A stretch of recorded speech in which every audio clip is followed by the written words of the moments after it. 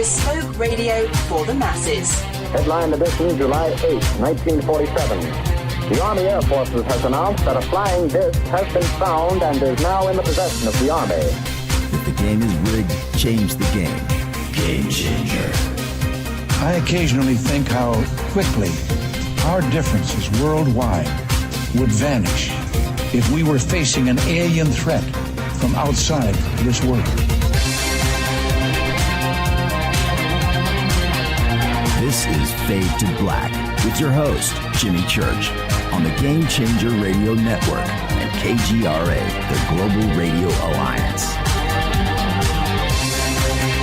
I need your help to get to the year 1985. You're listening to Fade to Black with Jimmy Church on the Gamechanger Network.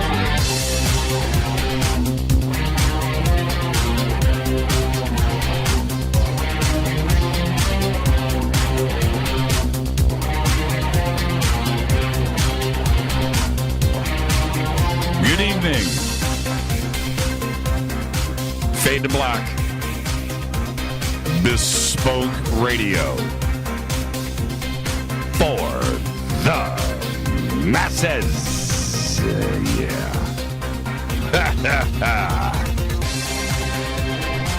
How you doing? Today's Wednesday, April 3rd, 2019.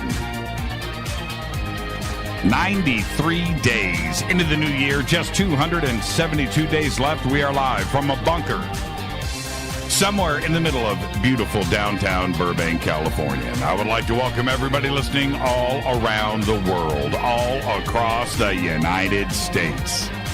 Hither and thither, to and fro, back and forth, up and down, east and west, north and south, far and near. This is Fade to Black for KJCR, the Gamechanger Network, and KGRA, the Planet. I am your host, Jimmy Church. What is cracking? How you doing? How you doing? Tonight's going to be one of those shows. Heather Lynn is here.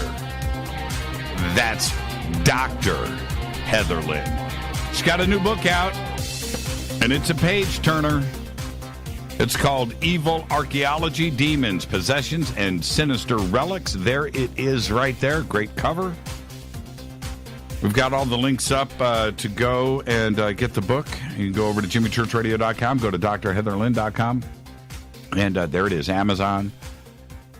Amazing book. This is what crazy dreams when you go to bed are made of right here, this book right here. I was just talking to her about my mind. You start reading this and your mind just goes there. Just goes there. It's a great book. It's a great book. So Dr. Lynn is here. Evil Archaeology. All right. That is the discussion tonight. And tomorrow night is another Fader night with open lines all night long. And that means your conversations, your contact, UFOs, time travel, evil archaeology, right? All of that stuff. Lost history, parallel worlds, life after death, ghosts, the supernatural, the paranormal. Everything goes down on Thursday night, on Fader night. So that'll be tomorrow. And what a great week we've had this week. Think about it. Alex Mistretta on Monday night, breaking it down. Last night, Billy Carson. Tonight, Dr. Heather Lynn. Phew. Man, I just love this gig. You can follow me right now on Twitter at JChurchRadio. That's the simple thing to do. And come over and hang out with everybody and enjoy the conversation. And you can do that using the hashtag F2B. That's the number 2B, F2B, which is our designated sandbox. You named it the sandbox. We also have 2 chat rooms, one on Spreaker, one over at KGRA The Planet. If you prefer the chat room atmosphere, we've got 2 of those for you. And if you have any questions or comments, you can post those up there for either me or Dr. Lynn at hashtag F2BQ. Okay? All right. Oh, man, what a show. I cannot wait for this tonight. You know, I'm gonna get back to tonight's show here in just a bit. but I've got to get to this breaking news.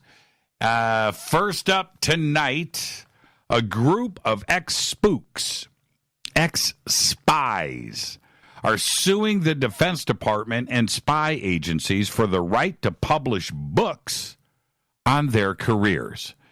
And they're trying to do it without being subjected to arbitrary censorship, claiming that the pre-publication preview system inflicted on all employees with security clearances is overly broad and unconstitutional, amounting to a far-reaching system of prior restraint. And this is according to the American Civil Liberties Union and the Knight First Amendment Institute, who are suing the Central Intelligence Agency, the National Security Agency, the Office of the Director of National Intelligence, and the Defense Department on behalf of 5 former federal employees who argue that the confusing system has hurt them professionally. Yep. And if that wasn't enough CIA news for you today, I've got more. And I anticipate interference with tonight's show because of my blabbermouth when it comes to the CIA or the NSA. You know, I'm being flagged right now, right? I mean, that's all it takes. That's all it takes. I leave all the other trigger words out, you know, the ones that would really, cause a breach of the bunker elevator and then them somehow getting in here. Yeah, think about that. All right. Because it was announced today that the CIA is preparing to significantly increase its reliance on cloud computing services, with plans to solicit tens of billions of dollars of work divided among multiple tech companies. Now, if that didn't cause you to pucker, right? The program would also dramatically expand the federal market for technology and give a chance for other companies to compete with Amazon. Listen to this. Potential contenders are Microsoft, IBM, and Oracle, which are all trying to catch up to Amazon and selling cloud services to the intelligence community. Yeah. Amazon already has a $600 million contract with the CIA, and Oracle has gone to court to challenge a Defense Department winner-take-all solicitation that says it favors Amazon. Now, about 5 years ago, and then 4, and then 3, Amazon announced, we all knew that Amazon itself, the book division, right, Amazon, wasn't making any money. And everybody wondered, how does that work? You're so big, you dominate everything, but you're not making any money. And their reports, their yearly reports and all of their filings were saying, you know what, we're just not making any money here. Let me tell you where Amazon has invested, where the money is and where they are making it. Amazon owns the cloud computing world. They own it. Google, little sliver. Microsoft, little slivers. Amazon owns it. And all the companies out there that offer cloud computing services, they turn around and sublease from Amazon. That it's an Amazon world. And when I say that, I'm not joking. They control it. They absolutely do. And that is where their profit comes from. And they make ginormous dollars. The amount of servers and cloud hard drives that are out there storing your information, and the Defense Department and the CIA and the NSA, Amazon. Think about that. And that announcement was today, and the CIA wants to make these investments, and they want to get everybody in on it. Think about that for a second. Pretty crazy. All right, also announced today, officials have dubbed Monday's bridge collapse in Tennessee a freak accident. That's right. But bridges across the United States are deteriorating. And a new report released today estimates it will take more than 80 years, 87 to be exact, to fix all of them. That's because more than 47,000 bridges in the United States are in crucial need of repairs. And this is according to the American Road and Transportation Builders Association, otherwise known as ARTBA. Yeah. You know, this is what I find strange. When the federal, I think it was called the Federal Highways Act, something close to it, when they decided that they were going to build a highway system that would interconnect all the main cities in the United States, coast to coast, north to south, east to west, that everything was going to be connected, and they were going to do it in a few years. And it was the most enormous construction project and infrastructure project ever, right? But we did it. We did it. You know, and how did we get to the point now where they're talking about 87 years? And we can spend money and blow money all over the place and just wasted money. And we've got bridges collapsing in the United States. You know, I would say it started about 10 years ago and it went on. It hasn't happened, at least publicly, probably the last 5 years. But here in Los Angeles, we had sewer lines blowing up all over the city.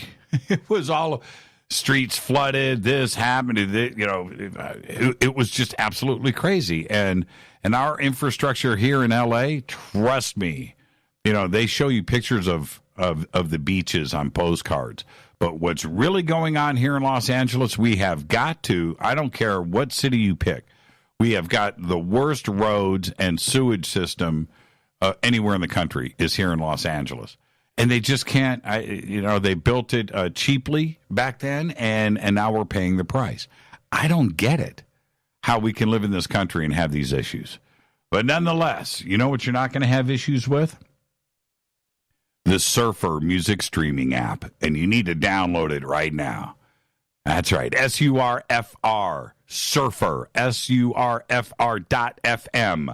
Go and download it. It is completely free. That's all you got to do. There's no registration. There's no privacy. There's no giving up your information. You're never going to get an email. Nothing. All you do is download it and start enjoying all of your favorite music. And you can do it right now. It's super easy, super fun.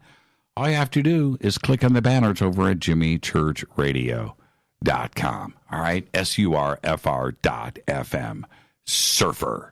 Our next event is coming up. It is coming up next month. I cannot believe it. It is Contact in the Desert, May 31st through June 3rd in Indian Wells, Palm Springs, California. That's right, at the Renaissance Indian Wells Resort and Spa. Tickets and info are at contactinthedesert.com. Full weekend of events. You know everything that's going on. Go and check out the full conference schedule, and we'll see everybody there. You know, we're going to have a booth. We're going to broadcast live. I'm going to host a panel. I'm hosting the awards dinner on Saturday. So we're going to be hanging out. And, of course, there's going to be a secret party or two. There's going to be a night watch or two. Okay? All right? So go and get your tickets now. Contactinthedesert.com. Our 2019 Soul Tech Conference is coming up, and it is over the July 4th weekend at the lovely Sunrise Ranch in Loveland, Colorado. Go to soultechgathering.com. We've also got Soul Tech Official over on Facebook. You can go and check that out, too, as well. When you go to soultechgathering.com, we have bios, all of the speakers, food, lodging, all of your questions are answered, full conference schedule, and all of the activities that we have planned over that weekend of July 4th. It's going to be great. And I still think, I don't want to let this thought go, I think we should have a cook-off. A cook-off. Yeah, I think we should have a cook-off. So somebody, Stacy, somebody there in Boulder, Stacy, has got to bring a grill. So I'm just saying, you bring the grill, I'll bring the talent. And we've got a lot of fader knots out there that don't want to show off their skills. So I think we should have a cook-off at Soul Tech. All right. Don't forget to subscribe to our podcast. It's just $2 per month. We have over 1,000 archive shows right there. $2 per month. Click on the podcast banner at jimmychurchradio.com. You can also become a fader knot. That's right. Over in our membership section on the site. Get those autographed shirts and hats and downloadable commercial-free archives, MP3s. Play it wherever you want. You get a private email to me. Get all of that stuff. Become a fader knot today over in our membership section at jimmychurchradio.com. Happy birthday today to Eddie Murphy. Eddie Murphy today is 57. Coming to America. That's all I got to say. I'm not Vampire in Brooklyn. I didn't go there. What was the cop movie with Nick Nolte? What was 48 Hours? What was that called? It was pretty. Whoa. Sounded like a World War I biplane. That's my imagination. Eddie Murphy today is chili cook-off. That's not a bad idea. But on a grill, see, that's going to take all day. But a chili cook-off, okay, we could maybe Trading Places. Yeah, Trading Places is right there. Yeah, I'm with you on that.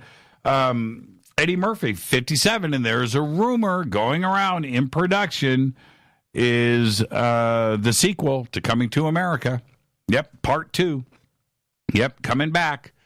Yeah, I think that's what it's called, Coming Back to America. Eddie Murphy's 57 today. Alec Baldwin is 60.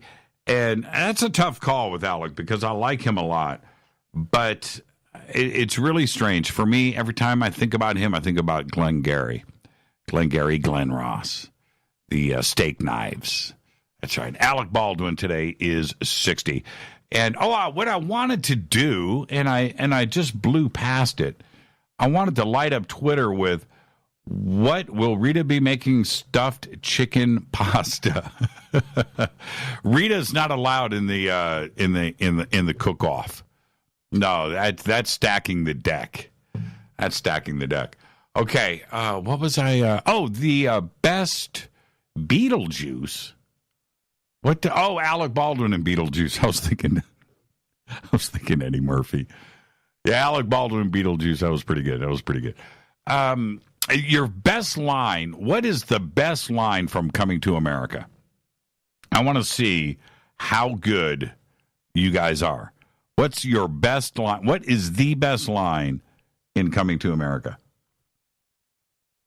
Don't worry about it. It's Twitter. You can you can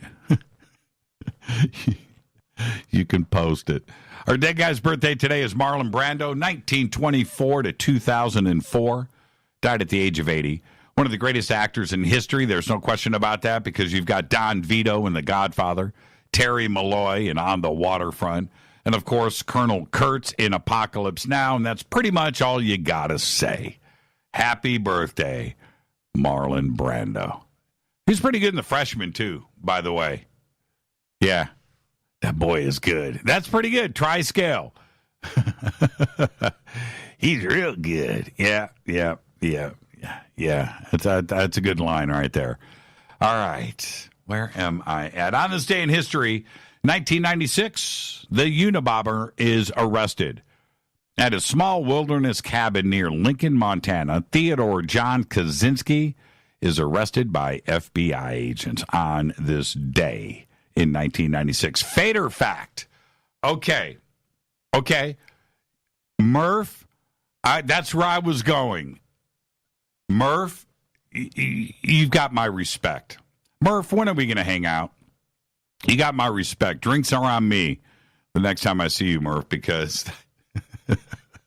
that's where I was going. All right, fader fact. 1 in 3 divorce filings in the United States include the word what? Okay, so let's see. Let's light up Twitter right now. Let me see who can guess. The first person to get this up in Twitter, Faded Black coffee mug. I'll do it right now. Okay? You ready? 1 in 3 divorce filings in the United States include the word blank. 1 in 3 divorce filings include the word what? That's everyone. Okay, all right. Nope. That's a good guess there, Madeline. That's also a pretty good idea. I see where you go. Oh, Kat. Nathaniel is first at the same time they popped in together. You guys are absolutely right. Nathaniel, Facebook. That's right. Cat Vocals, Facebook. That came in at the same time. You guys both got it. Inconceivable. You guys are funny. Yeah, Facebook. 1 in 3 divorce filings today include the word Facebook. And there's a reason for it, by the way, and I read into this today. Facebook is permanent. You can delete all you want. There's ways to go, and all divorce attorneys on both sides go to Facebook and dig. They dig. And that's it, and that's their evidence. Yeah, you would think it would almost be the opposite of that, like somebody is accusing, and there is that too as well, right? Somebody saw something on Facebook, okay? But it's in the divorce filings because those attorneys go and dig into your social networking history. 1 in 3 divorce filings include the word Facebook. Tonight, Dr. Heather Lynn, she's back with us, and we're going to be discussing her new book, Historical Archaeology. There it is right there, holding it up to the camera. What do you think of that cover? The cover's amazing. All right, so we're going to discuss this, demons, possessions, and sinister relics, and we'll be doing that right after the break. Tomorrow night is another Fader night with open lines all night long, and there you go. Now, this is where, and I'm gonna actually talk to Dr. Lynn about this tonight. When there were 2 movies for me when I was growing up that to this day still scare me. I find them completely terrifying, and that is The Exorcist and The Omen. Now, I watched both of those movies at a terribly young age in a movie theater, rated R, escorted by my parents. And they both scared me about the same. But there was one thing that happened in both of those movies that set the tone for tonight and this book. And that is, both of those movies start off with an archaeological dig, right? Somewhere in the Middle East, right? Or it's Jerusalem or Iraq. It's something's going on over there. And they unearth something, and then all hell breaks loose. Some, sinister relic. And I have never let go of that. In both of those movies today, and I still watch them. I ask Rita. I mean, The Omen scares the crap out of me. And I know the beginning, the middle, and the end. I know how it, I know I've read the books. I've done all of that. And I still can't help the feeling that I get from the beginning of both of those movies. And in The Omen, when those knives are dug up, you remember, and they unroll the pouch that they're in, and those knives are there. You just know, right? Well, that's what this book is about, partially. That you know that these digs happen. And throughout history, one of the ways to hide things, get rid of things, punish things, was to bury them, right? The bodies with the said relics. And they unearth them all the time. Now, is The Exorcist and The Omen scary movies, horror flicks, and I get all of that, but they're also religious-based? Is there something there that is based in reality? Well, I'm here to tell you, and especially after reading this book, that is what goes on. They're out there digging, and that's what she does. It's going to be a fascinating show tonight. I cannot wait to get this discussion going. And as we do this conversation tonight, I want you to do just that.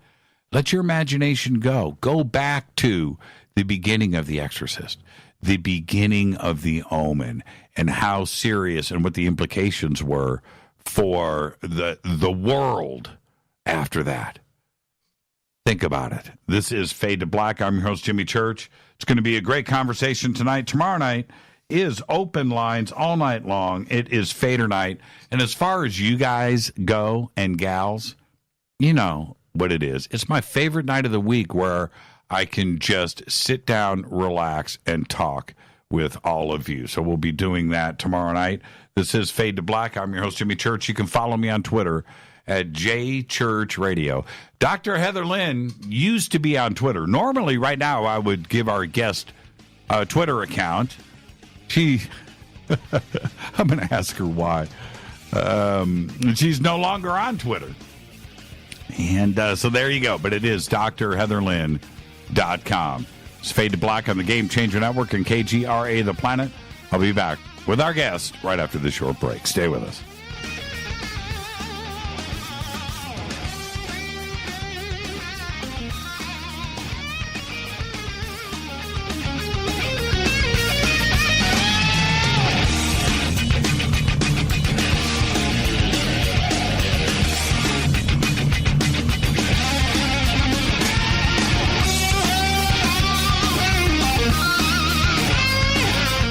This is Nicole Church, daughter of you-know-who, and you're listening to Fade to Black on JimmyChurchRadio.com and the Gamechanger Network. You're listening to Jimmy Church, Fade to Black. Fade to Black will now pause for alien identification. The station that talks the net. KGRA Radio. When you take the beans from Central America with dashes of Indonesian and African mixed in and then roast it to the dark side of Fade to Black, you create the ultimate brew of fringe. Introducing the Fade to Black blend from Rivermoon Coffee. Yes, Rivermoon's darkest customized roast was created for the love of Fade to Black. The alchemy of masterful roasting and smoking the beans is in every sip of this full-bodied, dark Java. I need my coffee dark, deep, with distinct bittersweet chocolate highlights, just like the bunker. Leaning further into the darkness of the roast is Fade to Black blend from Rivermoon Coffee. Just click on the banner at JimmyChurchRadio.com and use the promo code F2BBLEND for 15% off of your order today. Go Beckley Teppy. This is Jimmy Church of Fade to Black, and you can get our podcast for just $2 per month. All you have to do is click on the podcast banner over at JimmyChurchRadio.com. Hey, folks. Guess what the number one phrase that Life Change Tea receives by email? You ready? We love this tea. We love this tea. Time after time, week after week, we love this tea. Life Change Tea gives you more energy, a beautiful cleansing, and fulfills its slogan perfectly. The tea that makes you go. So if you want to be on your health game, log on to getthetea.com and order Life Change Super Strength Tea. Packages come in a 1-month supply, and when you brew this stuff, wait until you see the results. Aren't we all about the results? And with a lot of people's health struggling, we can use a little bit of help. Doctors will tell you disease starts in the gut. So log on to getthetea.com. That's getthetea.com. Be our next email saying, I love this tea. I mean, I love this tea. Get the tea at getthetea.com. Helping America one tea bag at a time. 9 out of 10 geneticists agree. Fade to Black is not your father's radio show on the Gamechanger Radio Network and Kcra, the planet. Do you want to lose weight but have no idea where to begin? The Fast Start Diet, a 3-day weight loss plan, is the answer. 3 days of nutritionally balanced, calorie-restricted meals delivered right to your door. No shopping, no measuring, and no cooking. Everything is prepared for you and ready to eat at home or on the go. The Fast Start Diet has all the amazing benefits of intermittent fasting without starving.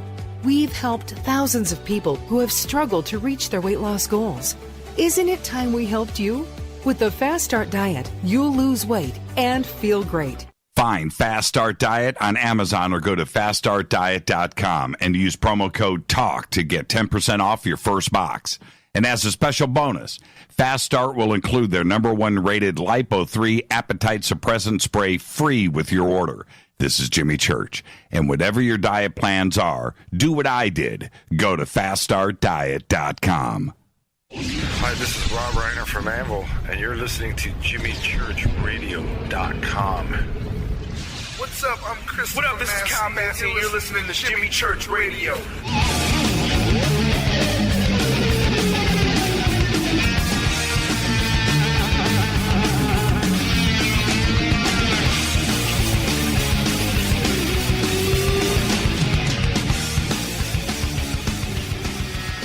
Welcome back, Fade to Black. I'm your host, Jimmy Church. Tonight, Dr. Heather Lynn is here. Tomorrow night is open lines, Fader night, open lines all night long. This weekend I'm off. It's yard work. Yeah, that's my future. Maybe a little cookout too as well. Tonight it's Dr. Heather Lynn. She's an author, historian, renegade archaeologist. She's on a quest to uncover the truth behind ancient mysteries. She holds numerous degrees and certificates in both history and archaeology and is a member of the professional organizations including the American Historical Association, the Society for Historical Archaeology, the SHA, the Association of Ancient Historians, and the World Archaeological Congress. In addition to appearances on radio programs like Coast to Coast AM and right here on Fade to Black, she's also a historical consultant for the television programs, including Ancient Aliens. Tonight, we are going to talk about the new book. I'm holding it up for the cameras right here, Evil Archaeology. And we are going to dive deep into demons and possession and sinister artifacts and other gruesome archaeological discoveries. I would like to welcome back to Fade to Black, Dr. Heather Lynn. Dr. Heather, we had this discussion before. What do? Do I go Dr. Heather Lynn? Do I say Dr. Heather, Dr. Lynn, or do we just go with Heather? Just Heather's fine. It's perfectly fine. I make sure I put the doctor in front of the Heather Lynn for advertising, because if you Google Heather Lynn, you'll find a lot of different Heather Lynns, and a lot of them are in different professions, shall we say, than I am. So, so I figured that might be a differentiator. Yeah, right. Well, look, you earned it. First off, I mean that I don't have any of those 3-letter professional things, following my name. I'd be touting that everywhere I go. Doesn't matter. Would you like fries with this shake? Yes, but call me doctor, right? I mean, it's just the way it would play out. It's been a while since you've been on with us. Obviously, we've got the new book here, but what else have you been up to? Oh, a lot of writing. I have a couple books in the pipeline coming out, so one after another. So I've been doing a lot of writing, a lot of research, as you would imagine. Working with a production company. I have a project in the works that, can't get into all the details about, but it's for cable television, so that should be pretty exciting. So I'm doing a lot of things that way. So, some top secret things and whatnot, but yeah, I've been real busy. Good times. Have you been traveling? A little bit. But not as much as I would like. I've been kind of stuck in my office doing a lot of the, no, I shouldn't put it that way. I'm very grateful to have the opportunity to actually be stuck in my office to do this sort of work. But, now that I've wrapped up some of these writing projects, I'm having a whole lot of I plan on doing a lot more traveling. Like I said, I'm working on a television program that will have me pretty much going everywhere. So I look forward to traveling a lot more this year. Well, as a renegade archaeologist, have you noticed and are excited about, especially it seems like the last 2 years, where there is a lot being dug up around the world? It doesn't matter if it's, Germany or Russia or the Middle East and Egypt, and even here in the United States, some very exciting stuff has been happening in North and South America. What do you make of that it's getting into the mainstream media like it is? I've never noticed it like this before. It is pretty amazing. I'm not surprised, actually. I know that there has been a push to be more transparent, thankfully. Right. And it also helps with funding. So a lot of people have realized that when they open their research up to the public and get people excited over it, people are more likely to support the work, and then the funding sort of comes in as a result, or at least they hope that that's the case. I think you're seeing too a bigger effort to combat what is called pseudo-archaeology. I've seen a lot of these articles come across my desk from mainstream archaeologists who sort of recognize that there is a problem in the way they communicate or do not communicate with the general public. So for a long time, you have archaeologists and scholars in general who are basically writing for each other. They write in what's called academies, so that it's just sort of understood between the academics, and it's hidden in databases that only academics can access, and it's just sort of a closed system. Mm-hmm. Well, and that's, I think what's happening now is they're realizing that because they've been so cloistered, it leaves a vacuum, and people want to know about our past, and they want to know about all of the work that's going on. And so if there's a vacuum, then other people will fill it. And that can be with any kind of theory, whether it's the most fringe to just, anything that goes anywhere near against the mainstream narrative. Well, that's made them quite uncomfortable. And so they have actually had meetings. There's been lots of roundtable discussions and workshops about how do they combat the rise of what they call pseudo-archaeology. And so what you have now are a lot of people doing public outreach, archaeologists trying their best to, reach out to the public. But what's sort of funny is they're doing it quite clumsily. So you'll have some archaeologists I'll give a personal example for one. My book is called Evil Archaeology. Before it came out, it was already attacked, which is absolutely silly and unfair because it's really not, I wouldn't call it too controversial, but it got attacked on Amazon and people started rating it before it was even out, before you could even review it. Right. And so they put terrible reviews on and said, I guess, another one of these fringe books or something to that effect. And I researched who it was that, put that out there. And I found that it was somebody linked to a very popular podcast and media outlet of mainstream academic archaeologists who go about and sort of act like they're the champions of the mainstream and they're going to get these fringe people and whatnot. Right. So I found that what they did too is they came out with their own publication called Spooky Archaeology. I hate to give them a plug, but it doesn't really matter too much because it's a misnomer. They came out with this book right before mine that looks to be similar to mine, but it's absolutely not. When you really look into it, it's a whole diatribe against pseudo-archaeology. It's completely nothing like what it's supposed to be. And it's about $70 last I checked. And it was because it was printed on a university press. And so my thought is, well, good job, guys. If you're really trying to be transparent and reach out and then maybe try writing a more interesting book and price it a little better than $70, like a textbook price. Like it was absolutely ridiculous. But the whole thing isn't even about spooky archaeology. It's about them going on rants about how bad fringe and alternative ideas are. So it's sort of a bait and switch sort of thing. But yeah, it's a shame. So, but there is a lot of rumblings in the mainstream right now. I think that the alternative has really, really gotten them down. I don't know if you heard the latest, but Stonehenge has a partnership now with Ancient Aliens, who were so generous as to give them funding, which they needed. and bringing attention to some of their needs. And you'd think this was a good thing, but the mainstream archaeologists are losing their minds. They're losing their minds, saying this is an outrage. How could they do this? How could they partner and with this such a terrible show?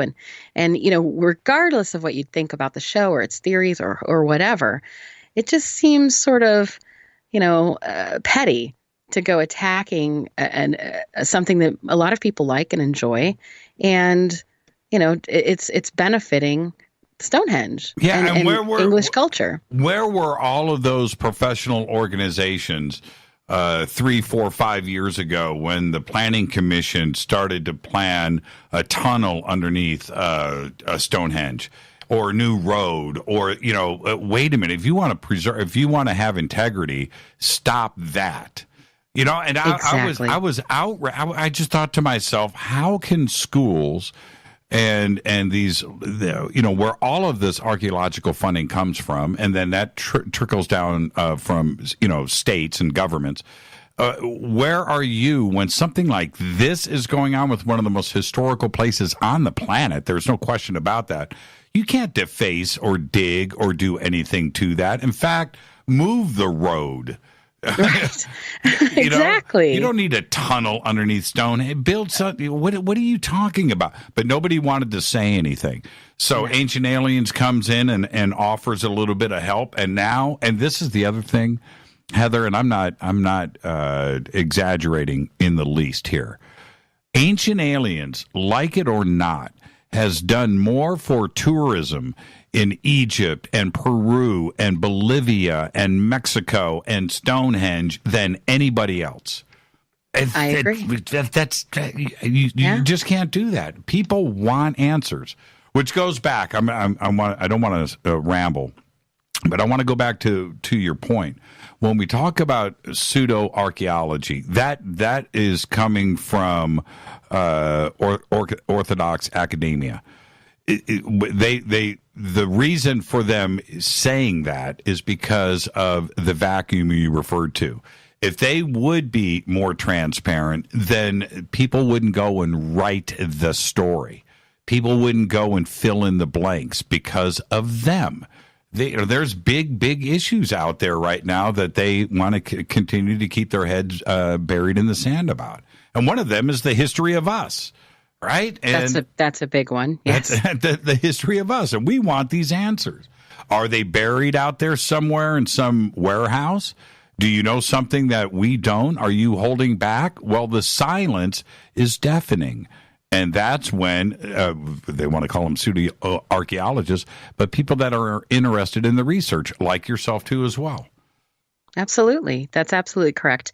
And another point that sticks out to me most recently was a discussion that was going on a closed sort of board of historians, and it was spurred by an article from the Chronicle of Higher Education magazine. It was entitled "Historians, We Are Not Your Servants." And I thought, what is this? And so, I read the story, I look at the dialogue that's going along, and I was appalled. I couldn't even believe it. These people were complaining that they shouldn't have to answer the public's questions because this is their service. This is how they make a living. They likened it to giving free legal advice or health advice, and that was unprofessional and inappropriate, and they shouldn't have to do that. And I thought, is this really where we've come? And no wonder there's a vacuum. I looked at it like this. I became a historian because I was excited about learning history. I was excited about the things that I found out. I wanted to share that information. I wanted to correct the record or just share. I just simply wanted to teach and share. And for somebody to say, yeah, but no, my time's valuable and I'm not going to answer your questions. What good are you? A historian tells stories. You're supposed to tell a story. You're supposed to speak. And so right now in the industry, they are objecting to this notion that anyone dare ask a question to them. In fact, they've come out with this advice to each other that if a student, and not just any, but a student, if they email you with a question, you need to vet them very well and then still, maybe or maybe not answer their question. And I thought, what? This just does, it boggles my mind. It's the opposite. It's the opposite. It's Right. the absolute opposite. So now what? So now if somebody is watching Ancient Aliens and there might be something inaccurate or that they may disagree with, or, whatever, if they have a question and they think, well, maybe I'd like to contact that historian up at my local university. Well, what? They'll not respond to them? And then they go around and complain that, well, they don't listen to us. Nobody listens to nobody's. It's a ridiculous catch-22, and they're doing this to themselves. And I think they're going down as a result. I see the rise in alternative thinking and alternative archaeology, and it's like, well, this is what happens. And I think it's fine. I think there's nothing wrong with it. I think we need to be able to be comfortable and secure in our own thoughts and be able to explore ideas that sort of go against what we may believe or go against what we think. That's important. It's to push us out of those boxes that sometimes we put ourselves in even. But yeah, the idea that somebody were to ask me a question and I'd say, well, I'm not on the clock. Sorry about that. It's just preposterous to me. So no, that's an example of some of the problems that are going on right now in the field. Yeah, I've gotten into a couple of heated discussions over the years with different archaeologists and anthropologists about Homo sapien sapien and the missing link and Darwin. And they are so steadfast in that, okay, we don't have all the answers, but we know that we evolved from blah, blah, blah, blah, blah. That there wasn't anything magical, there wasn't anything strange, there wasn't anything, wait a minute. We just appeared, right? 150,000 years ago, our glorious selves with our bodies and our faces and everything, nothing like Cro-Magnon or Neanderthal or Homo erectus or any, going back to Lucy, which were all primates. I don't care what anybody says. That forehead, that jaw, that build, those bones, that's what we're talking about here. Us, humans, today are unique. Not only unique on this planet, just unique to everything. So, how did we get here? Well, Jimmy, you don't understand archaeology, man. You don't understand anthropology. You see, no, I do, actually. What I'm trying to say is we just appeared. So where's the missing link? If Darwin is right, and this is the problem that I have. If Darwin is right, then we've got millions of years of evolution behind us. Where is it? It doesn't exist, right? The proverbial missing link. But they don't want to talk about that. They just want to say, you know what, you're not smart enough. You're not an archaeologist. You're not an anthropologist. We know you don't. It sounds fantastical. Okay, but we know that we evolved here. And I just want an explanation, Heather. That's all. And they won't give it. Yeah. And it's a very elitist discipline for sure. And that's sort of the opposite of my belief set. I'm not elitist in any way. I couldn't afford to be elitist. My background is certainly the opposite of all that. So, when I went to college, first off, I didn't even finish high school. I ran away from home at 16 years old and started traveling the country and just had all sorts of wacky adventures. I guess we'll call them that. Right. So I took a very non-traditional route to these sorts of things. But I think that was actually one of the things that got me into this to begin with, is traveling across the country like that, late night radio. And that was a big part of the experience. And sure, meeting people in truck stops and diners and talking to them all hours of the night about what they saw on the road and their personal experiences. And that sort of thing just stuck with me for a very long time. And when I went back to school, I started at community college and I just worked my way up from there. And so I struggled through the whole thing. It's cost a lot of money and it's a lot of work. And not to mention the whole, community college isn't so bad, but once you then go away from that and say you're in graduate school with a bunch of, other doctoral candidates and they're all, they've had a different maybe way through it than you have, you start to see some of the injustices and the elitism at play, and then with the professors. And so it was, I felt like a double agent, especially after, I think it was my junior year in undergraduate, I contacted Michael Cremo. Everybody, I'm sure, is familiar with Michael Cremo. I would hope, at least. But I contacted him to ask him, for some advice, and I was surprised and pleasantly surprised that he responded and gave me that advice I was looking for, which was very helpful because at the time I was getting a little disenchanted with everything. I thought, I just want to blow this popsicle stand and, just explore some of these alternative ideas. But, he essentially talked me off the ledge and so I stayed in school. But what I did was I looked at it as an opportunity to do sort of I guess spy, double agent sort of thing, So I thought when I get out of this, I'm taking all the skills that I'm acquiring here and I'm going to use them for, in my mind, the better. Of course, if you ask my former professors, they would say I went to the dark side. But, that's, I guess, a difference in perspective, right? Did you ever consider the straight and narrow and staying on the other side of the fence in academia? I did. I really did because what I started doing was community archaeology. I worked in downtown Cleveland on a lot of excavations, which sounds kind of weird. Like, well, what would be in downtown Cleveland? Well, a lot. It was quite fascinating to work in an urban environment.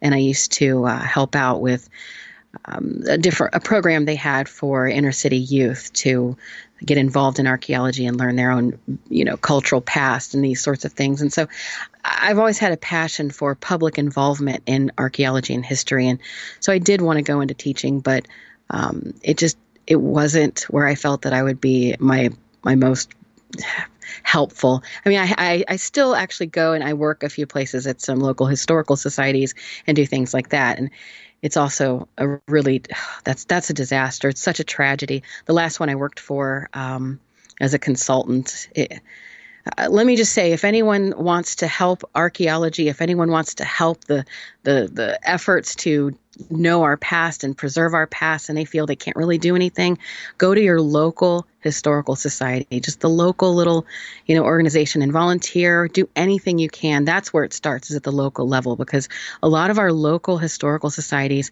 they have amazing data, and it's being just lost because a lot of them just don't have the income or the volunteering, or just there's this sort of lack of interest that people are showing in their history. So I see it crumbling. I see it crumbling around us, and it's quite sad. So I've done a lot of working with local historical societies to try to clean up their archives, maybe digitize things and get that out into the public so that people can research these things, because there's hidden gems all around us, all around America. But a lot of us can't even get to see these things. I mean, boxes and boxes stacked and anything. I've seen them rotting in barns and basements, and just, it's amazing. So there's a lot of work to be done in history, and it seems that the historians and archaeologists, the people who are charged with doing this in the public trust, mind you, most of the time they're getting paid by taxpayer dollars. They're not doing this. They're not reaching out to the public. And so it's a tragedy. And so they really have no right to complain when people enjoy documentaries and all these different things that are reaching out to them to teach them, because nobody else is teaching anybody, it seems. Yeah, and the thought of what is in the basements of the museums around the world that have been, stored away in boxes and completely forgotten. I mean, the amount of manpower it would take to go and check this stuff out. They just recently found in the Kcra Museum in the basement the model of King Tut's boat, right? And they didn't even know they had it. Yeah, yes, it's just like, and they put that on. It was headline news last week. But they only found it because they built the new museum over there, and they're moving the museum from one building to the other, to the new grand Kcra Museum. And they found it in a box. And it had and it wrapped in a newspaper, I believe, from 1932. So probably wrapped up by Howard Carter himself, put in the box and forgotten. Wow. And what would it take, because we have all this excitement with, Göbekli Tepe and the stuff that's going on in Peru and around the world, what would it take for something to blow history's doors off? the paradigm shift in everything, whether it's religious or it's ET off-world related or parallel, just some crazy Atlantis. If that happened, would they announce it? Would they announce a game changer? Well, I have a very specific answer to this. And my answer is we wouldn't get that information. We wouldn't even know it because they would have sort of pre-screened that. So the way this works, it's really terrible. I talk about this in a lot of my previous work with the sort of corruption that is the academic industrial complex, especially in the field of archaeology. And in archaeology, I'm sure I'll get the emails, but you know what? Stand up for what's right, because this is not right what's going on, especially in war-torn countries and in the Middle East. There's an idea that these professors are going out and they're doing this work, and then they come back and they scrub the artifacts and publish papers and teach and put things in museums, and it's just this beautiful, symbiotic. No, it's just not that way. Now, that's not to say that there haven't been those things. But that's not always what happens. And so when you have these larger scale excavations that are going on in politically sensitive areas where there maybe could be something found that is a game changer, they have that tightly locked. We don't even know about some of those excavations until after the fact. They're secret excavations. They're not funded outwardly and in the open in a transparent way. In fact, they're funded oftentimes by things like big oil or elite families who, and I don't even mean like Rothschild and boogeyman and stuff, although those types are actually funding excavations, but I mean actual individual elites whose sole mission is to get these artifacts for their collection unapologetically. They go out, and it's basically that they're hiring the universities to go and shop for them for these artifacts. So they launder the money. They go and they make foundations. They give the foundations money. The foundations turn it into grants. Then the grants go down to the university. The university hands that to the individual research lab, and then so on and so on. So there's so many points of separation. So the average person, they'll never know where that money came from and who's actually funding these things. Now, why that's important? It's because follow the money. So if say I am out there in Iraq currently digging, and I have been funded by an elite family and a global bank and big oil and a government intelligence agency, which these are all examples that are true. If I'm out there and I'm digging and I find something absolutely game-changing, a tablet that has something on it that says exactly where we came from, or an artifact that defies all physical laws, something that just does not fit at all, and it's just amazing. There is just no way anyone's going to know about that. What am I going to do? I have to give it up to, who's paying the bills there. Yeah, you can't. You can't exactly put it in your pocket. You can't put it in your pocket. You can't. Yeah, there's nothing. You have to report this. You have to do. And so what will happen at that point with this amazing game changer? Well, it's going to go to the highest bidder, whoever has the vested interest. It's certainly not going to go out to the public. The public gets little potsherds and, little bits and pieces that will look nice in a museum after a couple years when the excavation's over and the papers have been written and there's nothing to see here, folks. Move it along. Exactly. So we have to take a break. We have to take a break right here on that note. All right. Our guest tonight, Dr. Heather Lynn, holding it up to the cameras right here. Her new book, Evil Archaeology. We'll be right back after this short break on the Game Changer Network and KGRA, The Planet. I'm your host, Jimmy Church. Stay with us. We'll be right back.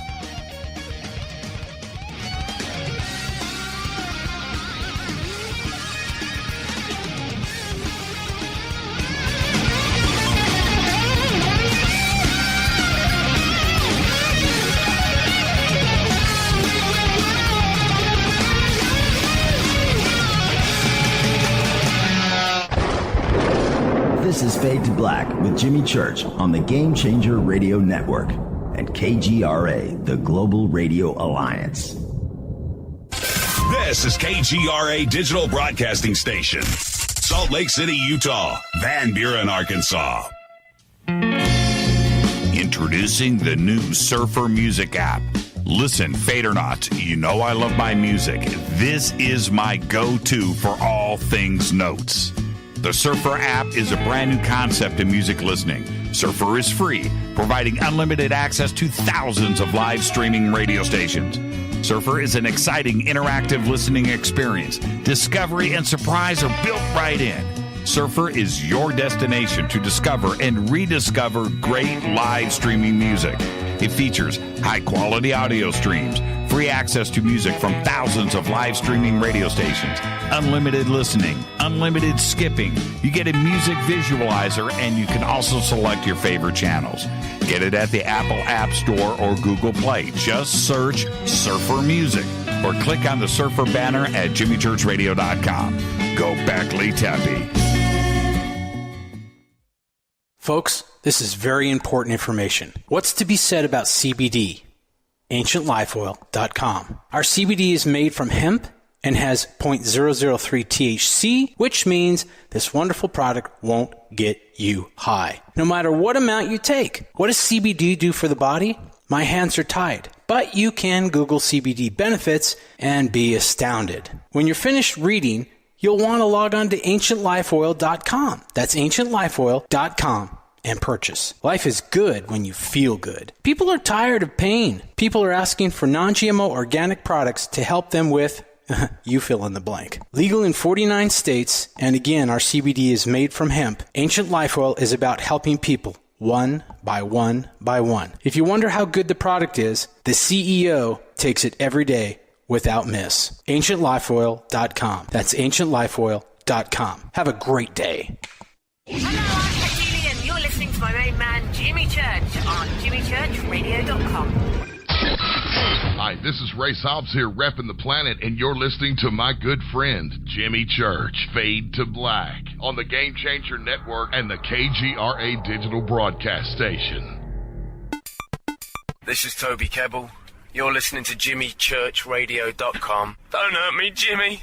I'm only little. Hey, I'm Adrian Grenier. And this is Ari Gold. We're the Honey Brothers. Yes. We're of the Honey Brothers. Hey, I'm Adrian Grenier. And I'm Ari Gold. We're the Honey Brothers. And you're listening to Jimmy Church. The Revolution.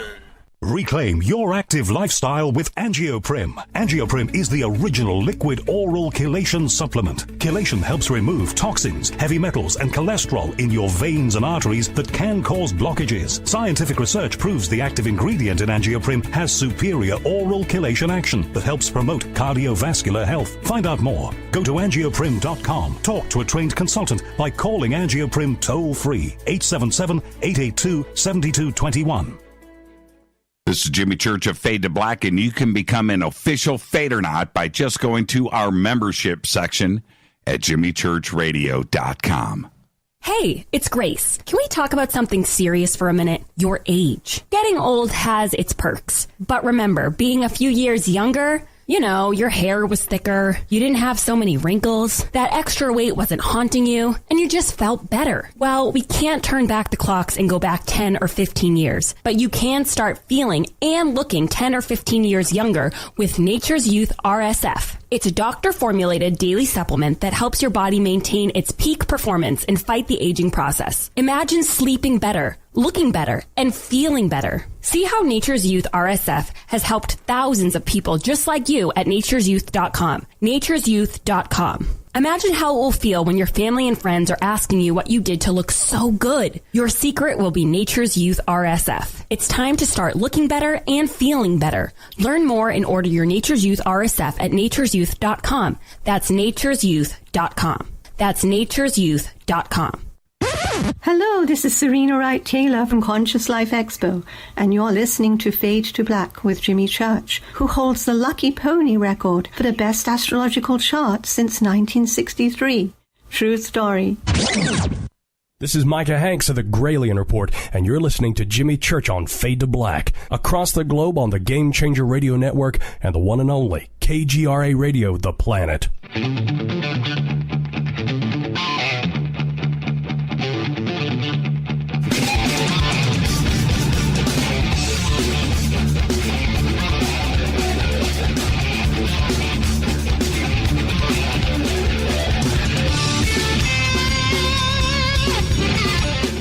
Welcome back. Fade to Black. I'm your host, Jimmy Church. Our guest tonight, Dr. Heather Lynn. Her new book, Evil Archaeology. Demons, Possessions, and Sinister Relics, which is where I got to start right there. And Heather, okay. This is my serious trip with all of this. And I always tie in my childhood. And I go back and it's still to this day, the opening like 10 minutes of The Exorcist or the opening 10 minutes of The Omen really set the stage when we start to think about what was buried around the world and the archaeology that goes along with it and what could possibly be found and what it could mean to all of humanity, right? All these things. But I feel that there is some historical fact in the opening to those two movies. And then I read this book and I'm like, aha, right? Hollywood didn't get it wrong for once. Is there some truth to that? I think so. I mean, in a strange way, I think this book might have been a strange love letter to those types of movies. They motivated me when I was younger to look at some of these darker questions. I was brought up Catholic, and so of course I wasn't supposed to watch The Exorcist, and of course then I did, probably at too young of an age, I think, so it really affected me. And The Omen as well, it was quite frightening. But those things stood out to me, and it wasn't actually until much later that I saw The Exorcist again as an adult and already a professional that it sort of hit me. It resonated with me in a different way that, hey, wait a minute, what does the archaeology have to do with this whole bit? And so it piqued my interest even more. And it wasn't long after seeing it again on cable television, sort of playing, the background, that I came across a strange news story out of North Carolina in 2014. It was a man who had been murdering and cannibalizing neighbors and burying them in his backyard. Actually, I should say his mother's backyard. He lived at his mother's home. And so it was kind of a, typical gruesome crime story. But what wasn't typical was that his name was Pazuzu. And he had legally changed his name. Are you serious? Okay, wait. Hold on. For the audience, who is Pazuzu? Pazuzu is the gentleman on the cover. I mean, the demon on the cover of my book. He is a Mesopotamian demon, the demon of the southwestern wind. It is the demon from the movie The Exorcist, right, that you'll see in the opening scene. And he's quite obscene looking and frightening, and he is the demon who then goes on and is responsible for the possession of the main character in the movie The Exorcist. But it's an actual demon from Mesopotamia, so the William Peter Blatty got that absolutely correct in his book and of course the movie. And so that demon Pazuzu is what this man's name was. He was originally John Lawson, and he grew up in just suburbs in North Carolina. And after struggling with clear mental health issues, he went on to recruit sort of a brotherhood of disenfranchised people. And he got a girlfriend and one of her friends to help him do these things as a way to worship Pazuzu and honor Pazuzu. And so he had this idea that the Sumerian religion involved a monthly blood sacrifice, first, of course, of a small animal until he worked his way up to humans. But he had to perform these rituals during what he called the Black Moon in order to appease Pazuzu. And so it's quite a weird story, to say the least. But I started looking at this. It really struck me as eerie. And probably, of course, because of my interest in the movie, The Exorcist. And so I started looking more into it, and I found pictures and video that had been taken from the inside of his mother's house. And it was just so disturbing. There were Sumerian markings and occult symbols all over the walls and ceilings of his living room. There were cutout pictures of Sumerian demons and Anunnaki pinned all over the walls. His kitchen was filthy, and it's where he had prepared the victim's body for consumption. He had demonic imagery all over that, strips of fly tape covered in dead flies hanging from above like hellish party streamers. And when you left the kitchen, it was ankle-deep garbage lining the halls, leading to bedrooms that were just piled high with more grime and clutter and still more Anunnaki and demon imagery everywhere. And so it was just really disturbing, to say the least, but he was arrested and charged with first-degree murder. He and his girlfriend and the female friend were all charged with various, charges. But about 3 a.m, some days after, the guards at the prison where he was in Raleigh found him in a pool of his own blood in his cell. And the autopsy report showed he had cut his left arm on the inside of his elbow like he was trying to cut his arm off. The report said he had perforated his left brachial artery, which was most likely what caused him to just bleed out. But aside from that, he had many deep scratches on his chest, arm, and scalp, and even rib fractures, although he was alone in his cell. And the autopsy couldn't truly determine how he got those wounds. They just knew that, he bled out. And so they ruled it a suicide because they really just had no other way to rule it. But before that, he had begged his psychiatrist to let him perform this so-called Black Moon ritual to Pazuzu, fearing that if he didn't, he would anger Pazuzu and then eventually, be killed by Pazuzu. Even his own mother had warned the police and begged them to, help her son, because she really feared that if he wasn't able to do this, that he may in fact kill himself. It was so important to him to do this ritual. And so I started looking at this tragic case, and I thought, could the Pazuzu demon, could it have been behind these murders? As silly as that may sound. Right. Clearly he was responsible for the death of these people. But I sort of thought about his professed inspiration, which was Pazuzu. He said it inspired him. And I thought, well, he wasn't possessed, but he was inspired. And so I really thought about the etymology of inspiration. And it comes from the Latin inspirare, meaning to breathe or blow into. And it was originally used to describe when a supernatural being imparts an idea onto someone. So I thought, well, what is possession then but maybe an evil entity blowing an idea into somebody, or maybe it going too far and eventually inhabiting a willing person to encourage them to do these evil things. And so, I thought, were these criminals just psychologically disturbed? Or maybe the Pazuzu spirit found willing avatars to carry out these deeds. So it's just a thing I kicked around for a little bit and thought, I think I need to look into this a little further, sort of the origin of demons and what role they may have played in ancient civilizations, and sort of what role do they play now, if any?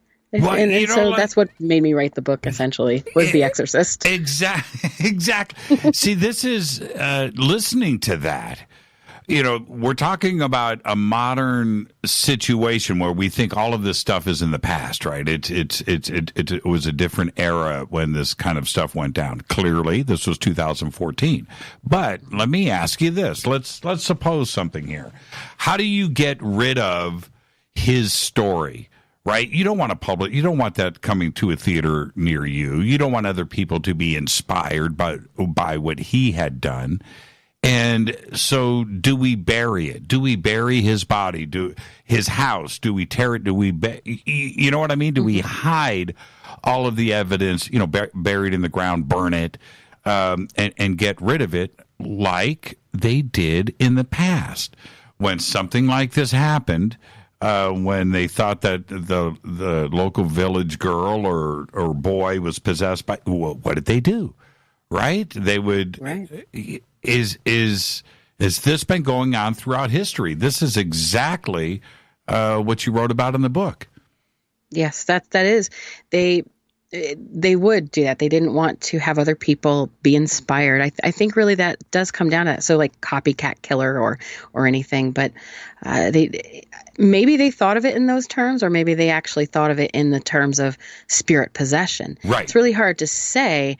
But that's one of these blurry lines where it's like, well, it may be about semantics at the end of the day, but I think it really does have real consequences for people, this idea of evil and demons and spirits and these sorts of things. So, I mean, if you were to ask the mother of the victims in North Carolina, they would they would probably have a far different answer. But so what how real is real? What does it take to make something, real that way? And so all throughout history, we've had examples of cultures having this relationship with demons in some way.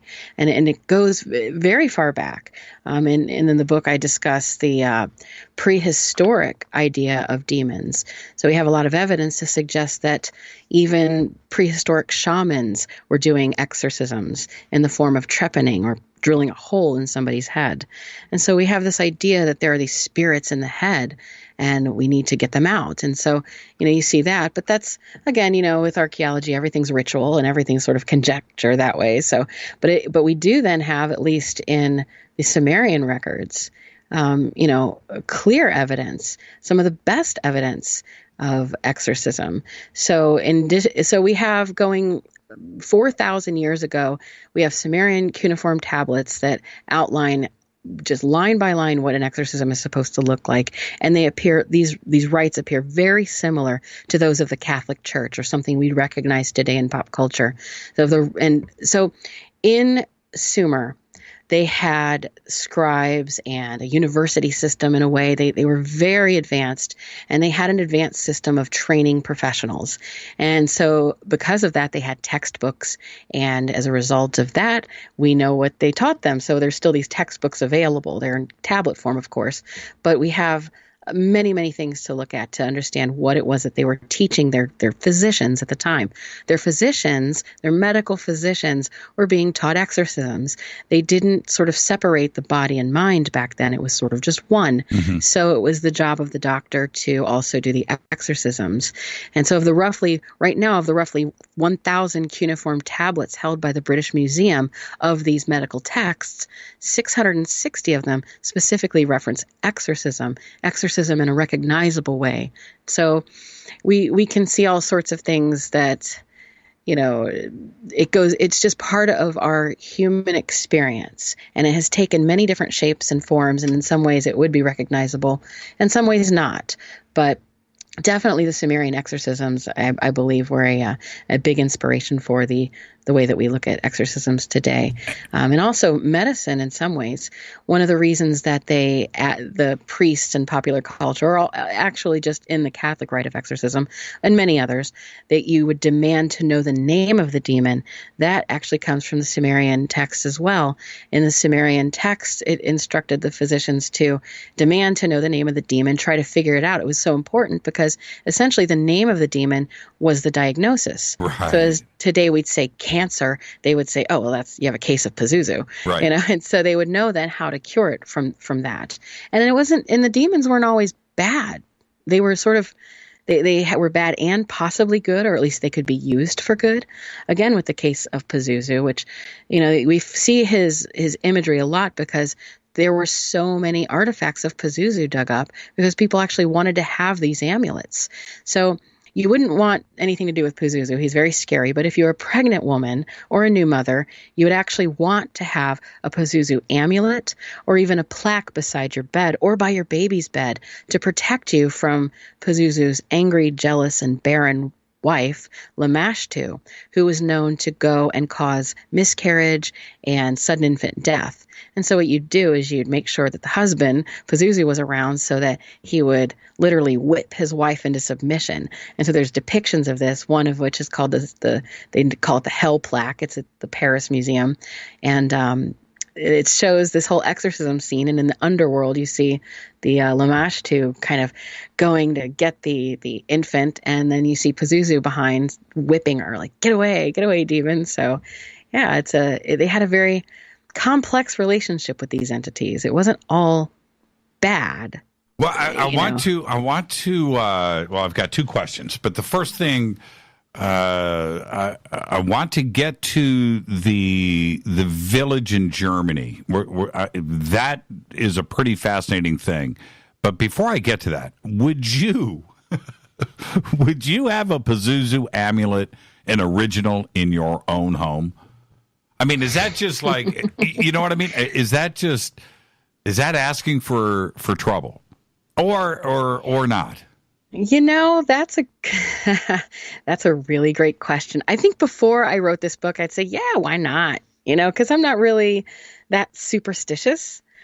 But I think after writing the book, and not necessarily because of what I researched, but because of my experiences and some of the conversations I had with people while writing this book, that maybe there is some truth to some of these things being bad juju around you or something. But even if it's just something of a subconscious nature where you're, imprinting that out there, I'm not really sure. But I don't think I would want to have it sitting around looking at me, although I don't know that I could say that I have a very good scientific reason for that. But at this point, I wouldn't want it looking at me. You're on a dig in Israel, right? And you're there, and you unearth one of these, and the guy from the Smithsonian or for Harvard or whoever who's running the dig comes up. You know what? Keep it. Do you? I mean, you know what I mean? Some 2,000, 3,000-year-old, and you don't know where it's been, Pazuzu necklace or statue. Do you take that home? I would. You know what? I just wouldn't. I think I would. I would. Yeah, I don't think I would do. Ethics aside, I don't think I would want to do that. I mean, because you just never know, right? You never know. I would hedge my bets. I don't think I would. Yeah. I've seen, mess with that.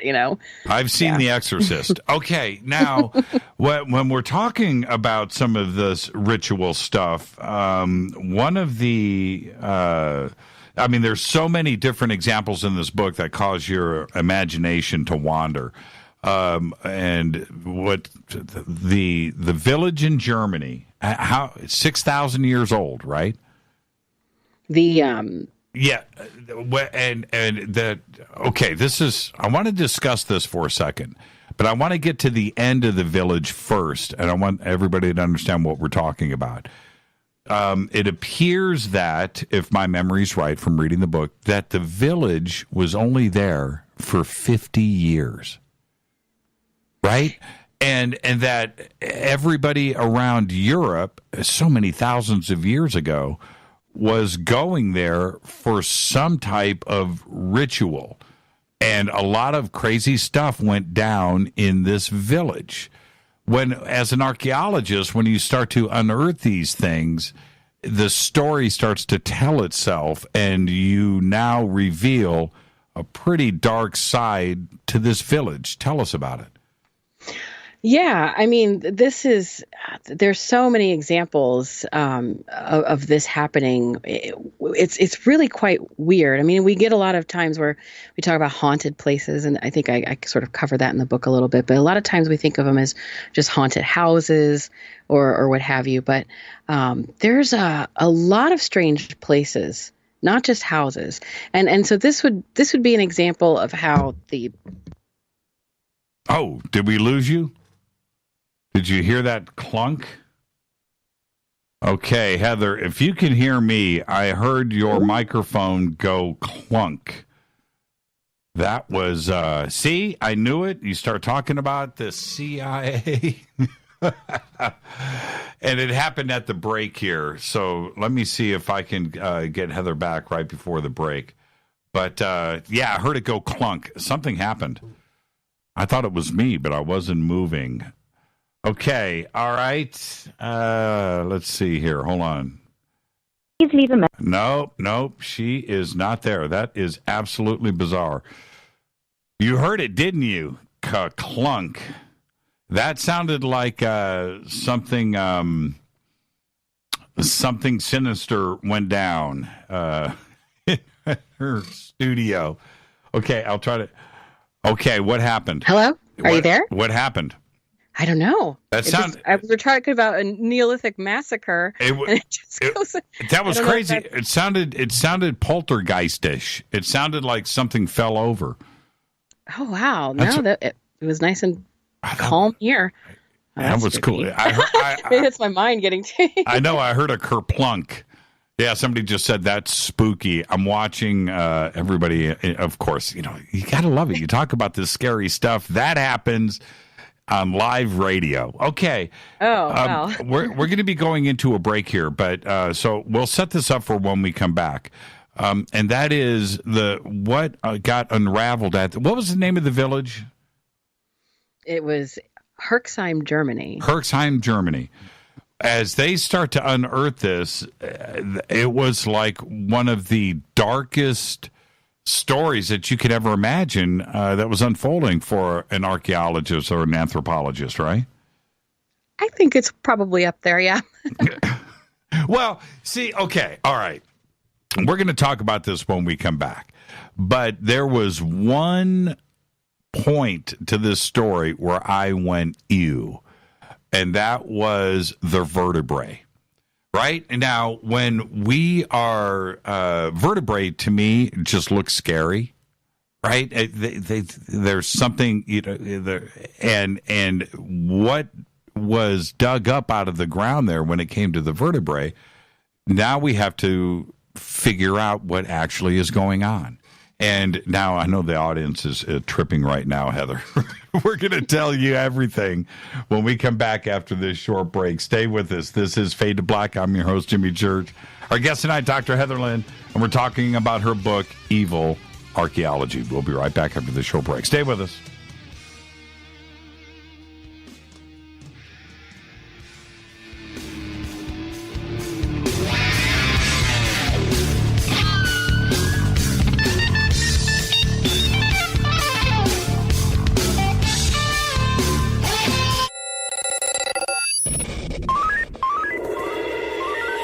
Way out here, we listen to Jimmy Church. You're listening to Fade to Black. Always on the edge of the hottest alternative talk. Jimmy Church with Fade to Black. KGRARadio.com.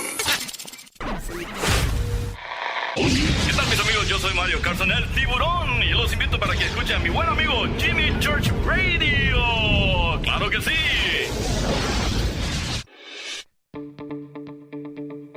Hurricanes, earthquakes, wildfires. This year we've experienced more than our fair share. This is Jimmy Church of Fade to Black. And last month I decided to make sure my family does not have to worry about food should we get caught in a real emergency situation. Introducing Numana, a healthy, storable product that tastes so good that you'll want to eat it every day instead of just during those times of duress. All Numana products have a 25-year shelf life, are MSG and GMO-free, no preservatives, and are made in America. With the Numana pack in your home, you'll be able to sleep at night knowing that you've protected your family. Not only have I tasted and tested, I own it. Now you can too. Just click on the Numana banner on JimmyChurchRadio.com and use the promo code Jimmy when you order. In addition to a discount, we'll send you an autographed Fade to Black t-shirt. Seriously. Go Beckley Tappy. Do you want to be an official Fadernaut? Of course you do. This is Jimmy Church of Fade to Black. Just go to our membership section at JimmyChurchRadio.com. Introducing the new Surfer Music app. Listen, Fadernauts, you know I love my music. This is my go-to for all things notes. The Surfer app is a brand new concept in music listening. Surfer is free, providing unlimited access to thousands of live streaming radio stations. Surfer is an exciting, interactive listening experience. Discovery and surprise are built right in. Surfer is your destination to discover and rediscover great live streaming music. It features high-quality audio streams, free access to music from thousands of live streaming radio stations, unlimited listening, unlimited skipping. You get a music visualizer, and you can also select your favorite channels. Get it at the Apple App Store or Google Play. Just search Surfer Music or click on the Surfer banner at JimmyChurchRadio.com. Go Beckley Tappy. So, you love talk radio? Then you'll love TalkStreamLive.com. TalkStream Live is always on, 24/7 with the best streaming talk shows. Find your favorite talkers and discover some new ones. It's free, readily available online or on mobile with any smartphone or tablet. Finding your favorite talk shows all in one place has gotten a whole lot easier. Just go to TalkStreamLive.com. Be sure to download the free apps from Google Play or the iTunes App Store. You listen to us, and we listen to you. And so does the CIA. KGRAradio.com. If you have hard water, the lime scale not only leaves white spots, it clogs pipes and breaks down appliances, costing you hundreds of dollars in energy and wear. Eliminate lime scale and other water issues like brown staining and bad odors with HydroCare water products available from Wave Home Solutions. Wave's affordable water systems don't use salts or chemicals. You'll love the way your water tastes, smells, and looks. Satisfaction guaranteed. For more information, go to bestwater123.com. That's bestwater123.com.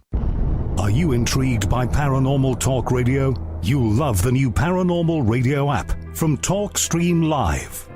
You'll find a great selection of talk shows covering UFOs, ghosts, strange phenomena, and much more. Download the Paranormal Radio app now and start listening to the very best in paranormal talk entertainment, including the network you're listening to right now, the Paranormal Radio app, free in Google Play and the iOS App Store.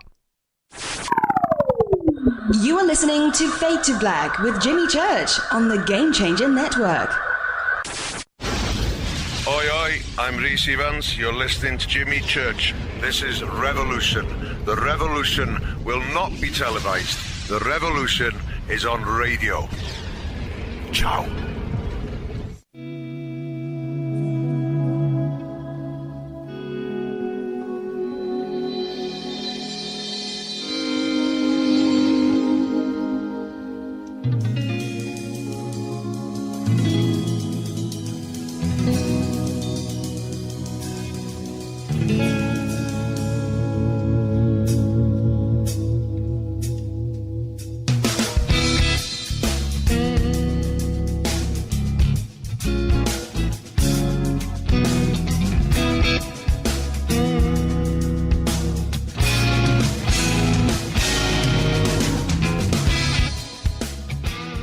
Welcome back, Fade to Black. I'm your host, Jimmy Church.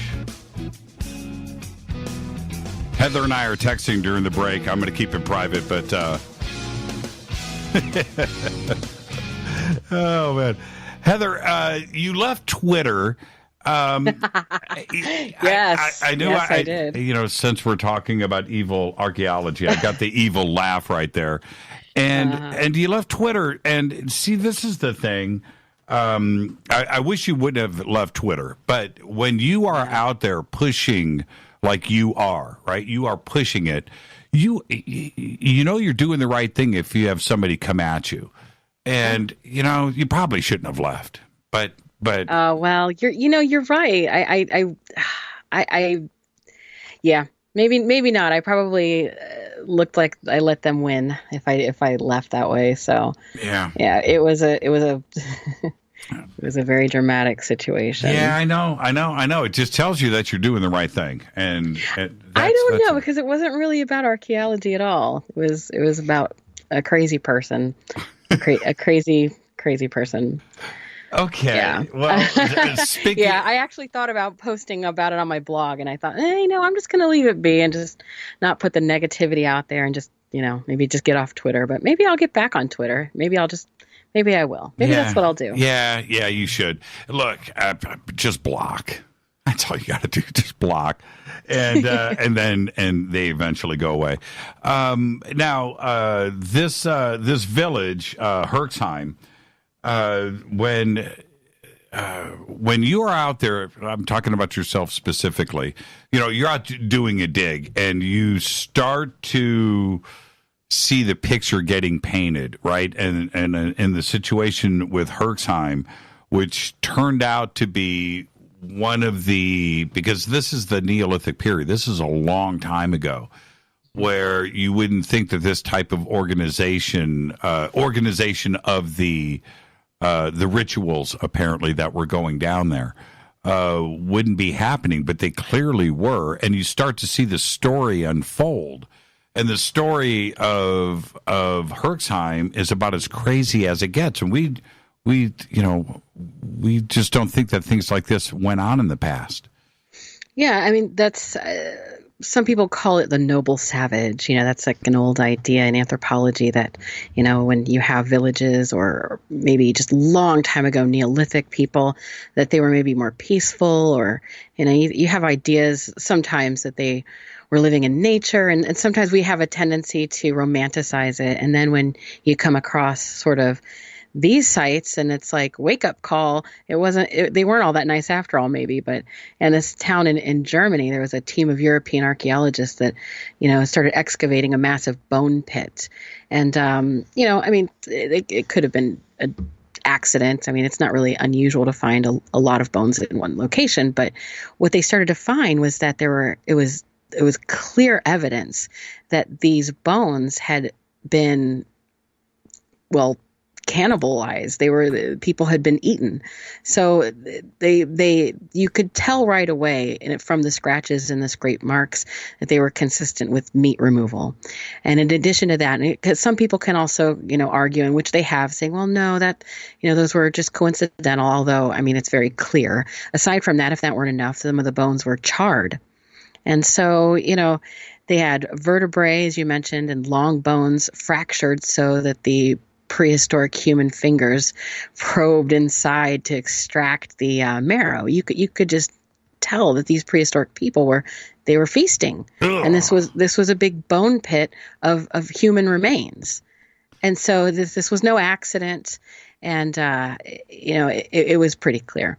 But the mass grave, this was like 7,000 years ago in Germany. And that's true. That's the definition of evil archaeology right there. That's not spooky archaeology. I'll tell you that. That's evil archaeology, because now you are forced as an archaeologist, and you're sitting there having to put the history together. What's going through your mind? Well, the same thing that went through my mind, which is the members of this village sitting around poking their fingers through vertebrae and getting the marrow out around a campfire and just feasting. Enjoying it like it's chicken wings or something, right? Oh, man. Like going to B-dubs and getting some vertebrae. Right. Yes. And yes, that's exactly what was going on. It's terrible to laugh, but this is 7,000 years ago. So, yes. Too soon. No, but this was something that you could, now, if you were to find this, you could start to think of a number of different hypotheses. So you could say, well, they were starving. Obviously the Donner Party, and this happens even now where people are in a very stressful situation and they have to do what they have to do to survive, then perhaps it was due to survival. But in this particular case, it actually appeared that the Neolithic farmers in Central Europe, these were farmers, this is Neolithic era, that they were engaging in regular acts of cannibalism in a systematic way. And so what you see is, at least, when I say bone pit, it might seem like, well, maybe a good amount of bones there, but just to give you an idea of how many bones, it would be the bones, butchered bones, of at least 500 people. And this is the closer for this, is that going through the DNA of these cannibalized bones, cooked bones, they came from all over Europe. They weren't just from Germany, which says to me and to the historians that people were traveling to this village for these rituals. Yeah, some of them as far away as northwest France. Oh man. And then it all stopped. The village was only around for about 50 years. Yeah. Yeah, and it's just really amazing, because some people have said, well, maybe these were sick people, or maybe they weren't. Maybe this was stuff that happened after they had died. And I don't know why, but there's a lot of people trying to make excuses for this horrific find, but none of the bones showed any signs of malnutrition or poor health or injury or anything like that. And in fact, some of the bones were from babies and unborn fetuses and old women, men, everybody. They didn't discriminate. It was just, let's eat them all. So specifically, though, you can tell from the marks on the bones that, in addition to being carved and charred, they had been put on skewers. Oh, man. So, I mean, they were making a real thing of this. This was, some people may say this was a religious thing. Maybe they were walking this many hundreds of miles to get to this village to do this, but we really have no way of knowing. But all we do know is that this was a very gruesome find. Now, when we talk about sinister relics, I brought up the Omen and the Exorcist earlier, and I was somebody posted the name of the daggers that were unearthed at in the Omen. I don't know how to say it. Is it Megiddo? Is that Megiddo? Yes. Yeah. Okay. Is this something that happens often, where an archaeological dig and relics of this kind are actually unearthed? Well, I don't know that it's that common. I wouldn't say that it's common. I mean, but then again, we don't really know what they dig up now, do we? They're not very transparent about those things.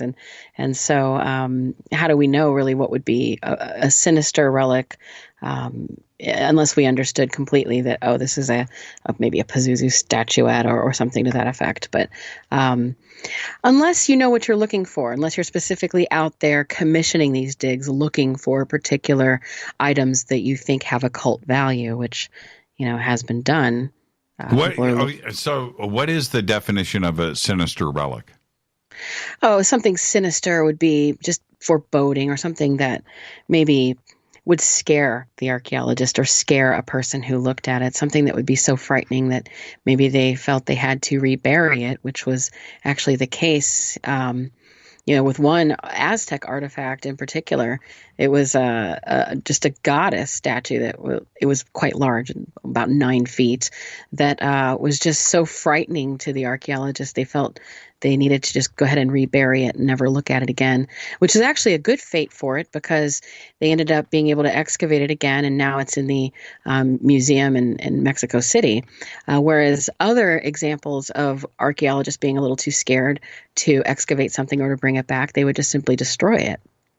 And so then we have some lost history there out of people being afraid. But, that's what happened a lot, especially when you have a Christian sort of, coming into the New World situation, where they brought their Christian ideas of what demons were, and they saw these pagan gods, and they said, well, these things are definitely demons. And so they demonized these pagan deities and would sometimes destroy them or deface the art, thinking they were doing something holy, or, but I think that was definitely based in fear as well. And then we have, I actually want to stay right here for a second, because when you have evidence of, how do I want to say this, where the body specifically was buried because of bad things, whether it was facing the wrong way, it was decapitated, arms are cut off, buried with a child. And there was a reason for doing that. And as an archaeologist, when you see that, how do you react to it, and how do you figure out why this happened to this individual? Well, there's a lot of pre-existing sort of explanations for that in the literature. So if you would find something like, and some of it not, but some of the more basic ones would be like the vampire burials, something where, you'll find a brick or something put into the mouth, or something, the stake through the heart, those sorts of things. Those would be clear indicators that the person who was buried there, they didn't want them to come back. So there's that. But then sometimes you get, then you have the historical record you have to think of, like the case with the severed hands. In Egypt, they found a pit of severed right hands. That's all it was, just severed right hands, not left. There were no feet. It was nothing like that. And so at first you would think, well, what is this? And of course you're going to say ritual, because that's, what archaeologists often do. But in all seriousness, it was, because of historical literature, so say hieroglyphs, biblical verses even, that depicted warriors cutting off the hands of their opponents that they, had defeated. Egyptian lore describes the practice as proof of an enemy's defeat, with a severed hand exchanged like it would be for gold. So it's like proof that you killed the person. And so, there's all these different things. So you'd have to sort of look at that in the context and then see if there was any other data that you could get. And so you really have to take it as a case-by-case basis. And then there's some, I think I just posted one on my Facebook, I think earlier today, that was a new thing that popped up that was quite creepy, actually. They find these things called coffin births. It's where you find a woman who, clearly dead, but then you find that it looks as though she had given birth after she was dead. And so they call it the coffin birth. So these women are giving birth even after they're dead.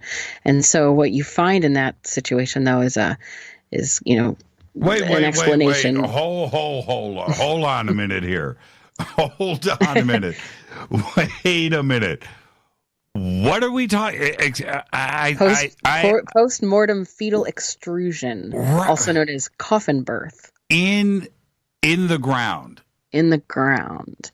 So what it is, though, and of course this would have scared ancient people to death, but now we sort of have an idea. Now, this is also just a theory. Let me just put that out there. But the theory is that it's due to a natural process of decomposition. So it's the pressure from gas during composition that builds up in the womb. And, fair warning, this can get a little graphic, but the decomposition, it builds up in the womb and it will cause so much pressure that it then just explodes and it blows a hole right through the uterus and into the vagina, and it forces the fetus out of the body, and it results in what looks to be that the corpse of a pregnant woman gives birth after death. And so you see that. And is there a possibility, I've got to ask the obvious question, right, that the baby is still alive?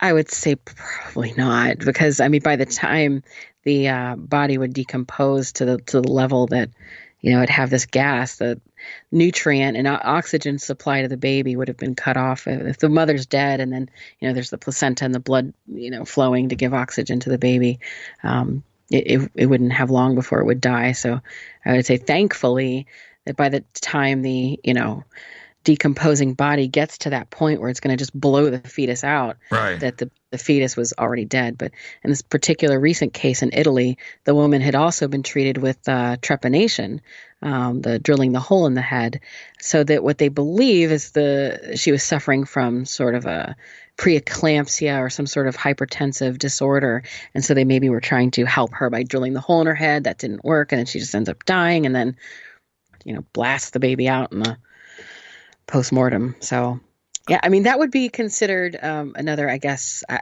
horrific archaeological discovery. But again, if you come across that, it would look really weird. But if you sort of know that there's such a thing as, post-mortem fetal extrusion, then you could say, okay, this looks to be one of those cases. And so each thing you have to sort of take as a case by case. And then that's where osteoarchaeology comes into play. You really have to know the bones and be able to look at it that way. But now, it also reminds me, a little bit off subject, but in the past where they would have a bell right above the grave with a string going down into the coffin, just in case somebody wasn't really dead, they could ring the bell. Hence the term dead ringer. Dead ringer, right. Yes. And then there was, and this is another little blurb in the book that also caught my eye about having to go out and check on people that were buried to make sure that they were still dead. Yeah, because they didn't have a really good coroner back then. So you could be maybe just passed out, or sometimes, sadly, really drunk. You might have just drank yourself into, oblivion, and then, I guess poor Uncle Joe is just down for the count, and then go through the burial and everything, and nope, guess he was alive after all. It happened more often than you'd think. So, yeah, they would do that. Yeah, I want to get... I want to get over. This is why everybody should get the book. I mean, it is full of.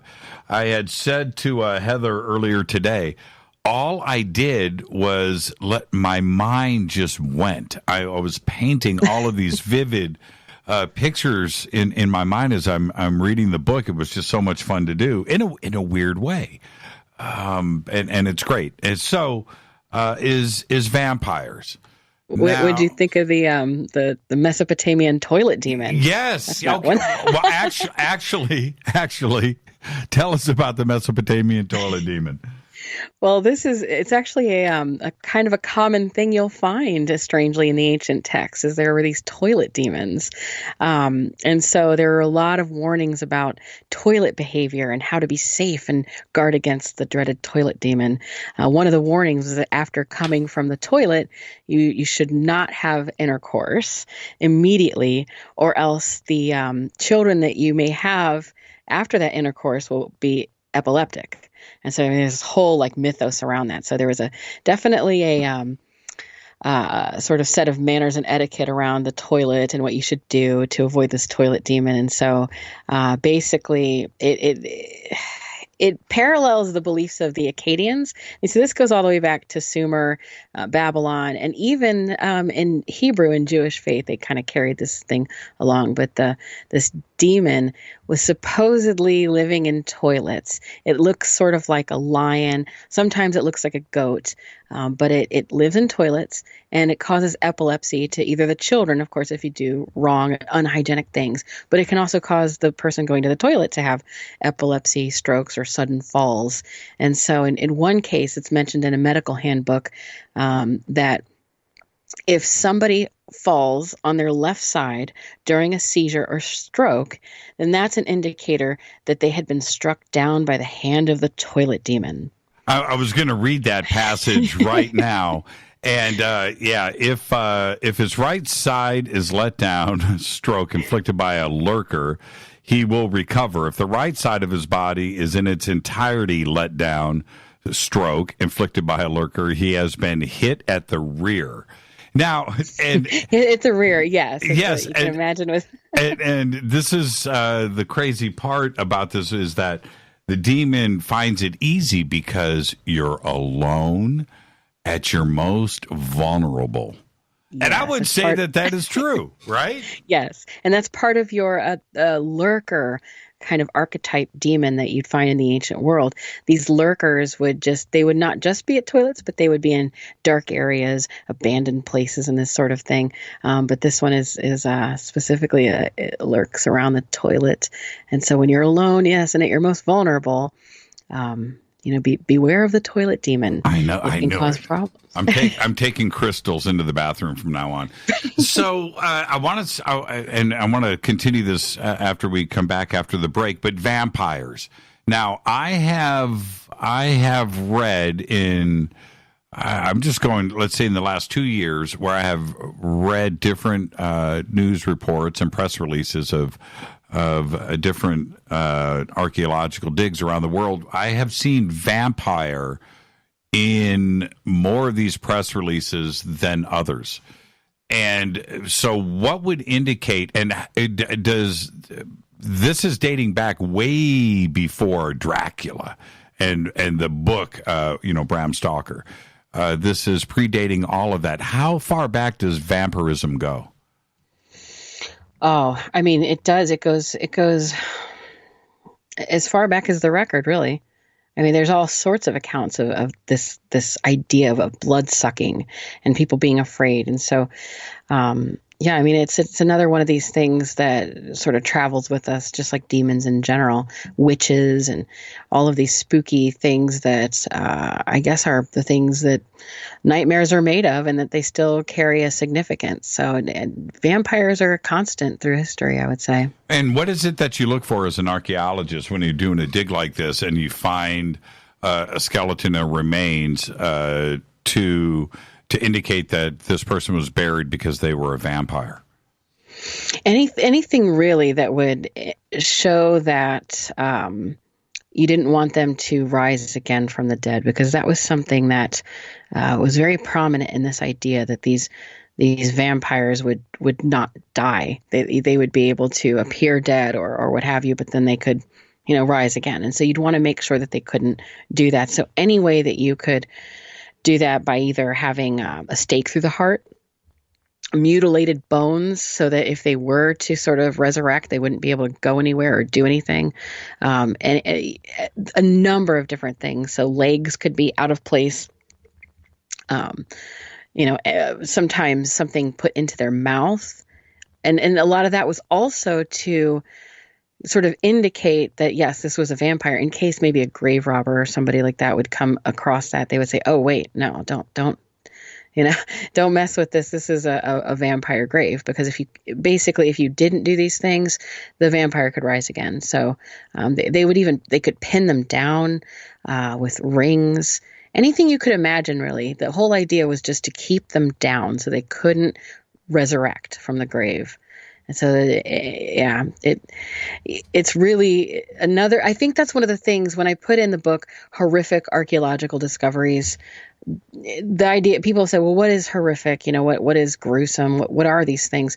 Something to me would be a strange arrangement of human remains. I think there's something inherently disturbing about that as a human. Right. When you look and you see bizarre and disturbing burials, that's just something that I think it reminds us of our own mortality. And there was the case of I talk about in the book of the Capuchin crypt in Rome. For just reasons they don't even know, the Capuchin monks started to decorate 5 rooms of their crypt beneath their little church with bones of their dead brothers. And it wasn't just their dead brothers, because they later found out they were the bones of orphaned village children as well. But the crypt, it has all of these different bones and these decorative arrangements of about 4,000 people so far that they've counted. That's a lot of people. That's a small village. That's, if that could be a little town of 4,000 people, including the friars and the local orphans all put together. So they have all of these remains, and they're just in the most elaborate formations as decorations. So they have chandeliers, candelabras, crosses. They even have a coat of arms. And in a way, it's really astonishing and it's beautiful until you really look and say, wait a minute, those are knuckle bones. They're like 20 femurs right there. Wait a minute, what am I looking at? It's really gruesome. And at the entrance, there's a plaque that sort of reminds everybody. It says, what you are now, we once were. What we are now, you shall be. The thought of, because, the stake through the heart, right? Mm-hmm. Okay, we get that. We've all seen the movies. But when that is found in a dig, is the stake done after the body is dead? You know what I mean? To keep it from coming back alive? I don't know that. Yeah, I mean, I think that in some cases, yes, but in some cases, no. I think that if you were in a village and you knew you had a vampire and you blamed them for all your woes and your hardships, I think that it wouldn't take much for somebody to be motivated to just do that while you're still alive.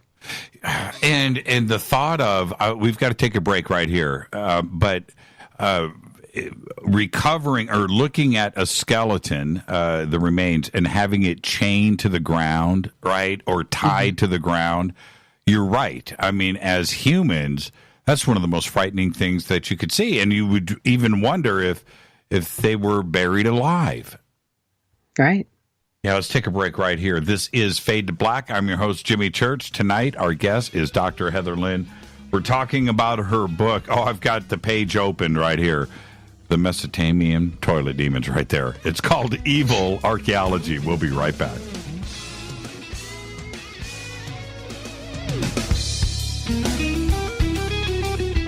Hi, everybody. This is Rob Halford, the Metal Guard on JimmyChurchRadio.com. This is KGRA Digital Broadcasting Station. Salt Lake City, Utah. Van Buren, Arkansas. Poor water quality is a major health issue, and it's only getting worse. Municipalities can't keep up, standards have dropped, and pollutants are increasing. Where does it all end? It ends by keeping the pollutants outside of your home with HydroCare's advanced systems available at Wave Home Solutions. No less than the best purification materials and processes have been developed by HydroCare to provide you with healthy, clean water for drinking, cooking, and showering. HydroCare far surpasses the competition in removing chlorine, odors, iron, lead, chemicals, limescale, and much more. Don't settle for less when it comes to your water. We'll take care of the toughest water problems for you, whether it's from a city or well source. Satisfaction guaranteed. For more information, call 888-997-WAVE. That's 888-997-WAVE. Or go to bestwater123.com. That's bestwater123.com. Wave Home Solutions for a healthy, comfortable home. Your contact for current news and trending topics. KGRAradio.com. Does your basement or crawl space have a damp, musty smell? Well, watch out. That's a sign of too much moisture and not enough ventilation. And that can mean increased mold growth and the buildup of harmful toxins and gases. Don't bother with a dehumidifier. It just circulates the same unhealthy air. Now there's a better way to remove these dangers and odors. It's with the computerized Wave Moisture Control Unit that reduces moisture and expels pollutants. We replaced our old dehumidifier with the Wave unit, and in only 3 weeks, our basement is dry and the musty smell is gone. Wave units require no maintenance, no buckets of water or filters, and costs only pennies a day to run. Breathe better, live healthier with an affordable, no-maintenance Wave unit. Call 888-717-WAVE, 888-717-WAVE, or visit dryhealthyhome.com. Dryhealthyhome.com. Ride the wave. Wave Home Solutions for a healthy, comfortable home.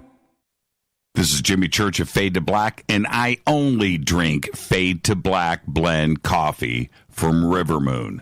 Just click on the River Moon coffee banner at jimmychurchradio.com. Promo code F2B Blend. So are you tired of being tired? Well, then it's time to get the tea. Hey, it's Lisa here to tell you about this all-natural, all-organic tea I've been drinking that has had great results for over 20 years. It's called Life Change Tea, and it's specially formulated to help detoxify and cleanse your kidneys, liver, colon, and blood all at once. The colon is one of the most ignored organs in the human body. The faster that waste is eliminated from the body, the less time that waste sits in our intestines, spreading toxins to our bloodstream. This tea helps cleanse chemicals caused by outside intruders from our entire digestive system. And get this, weight loss can be a side effect. And with continued use of the tea, you can experience clearer, healthier, younger looking skin, increased energy, and a happier outlook on life. So if you're tired of being tired, get the Life Change Tea at getthetea.com. That's getthetea.com. And like me, you'll be glad you did. Did you know that when you're on the road with limited data or Wi-Fi available, you can still listen to every minute of Fade to Black by just calling 605-562-4482. No smartphone, app, or internet needed. It saves your data plan and no extra cost if you have unlimited minutes. Just call 605-562-4482. You can listen to me, Jimmy Church, on any phone, anytime, anywhere. Go Beckley Taffy.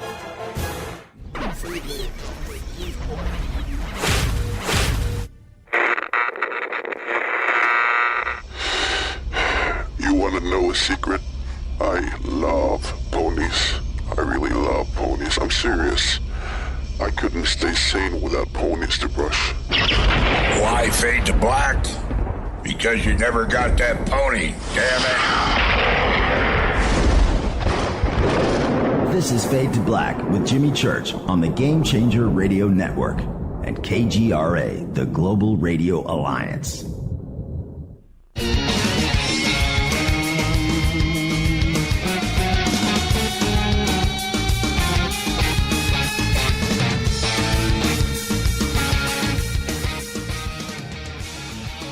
Welcome back, Fade to Black. I'm your host, Jimmy Church. Our guest tonight is Dr. Heather Lynn, and of course we are talking about her book, Evil Archaeology. And in the book, there are literally hundreds and hundreds of references and different digs and things that have happened throughout history, and it is really well written and very comprehensive. But there is one case, Heather, that I want to talk about now, and that's the frozen Inca mummies. And this is one. I'm a parent, okay, and that when we say frozen Inca mummies, okay, that's one. But I'm a parent, and reading about what was uncovered is just chilling, and it's a hair-raising archaeological find, and I can't imagine as an archaeologist doing this and you have to figure out the history of what is going on. So let's talk about that for a second. What was the original find that was up there? Well, in 96, at the top of a volcano in southwest Peru, they found the body of a 15-year-old girl, and she'd apparently frozen to death after she was left as a sacrifice to the gods. So 3 years after that, archaeologists discovered 3 more frozen children who were also sacrificed. It was 2 girls and 1 boy, about 8 to 14 years old.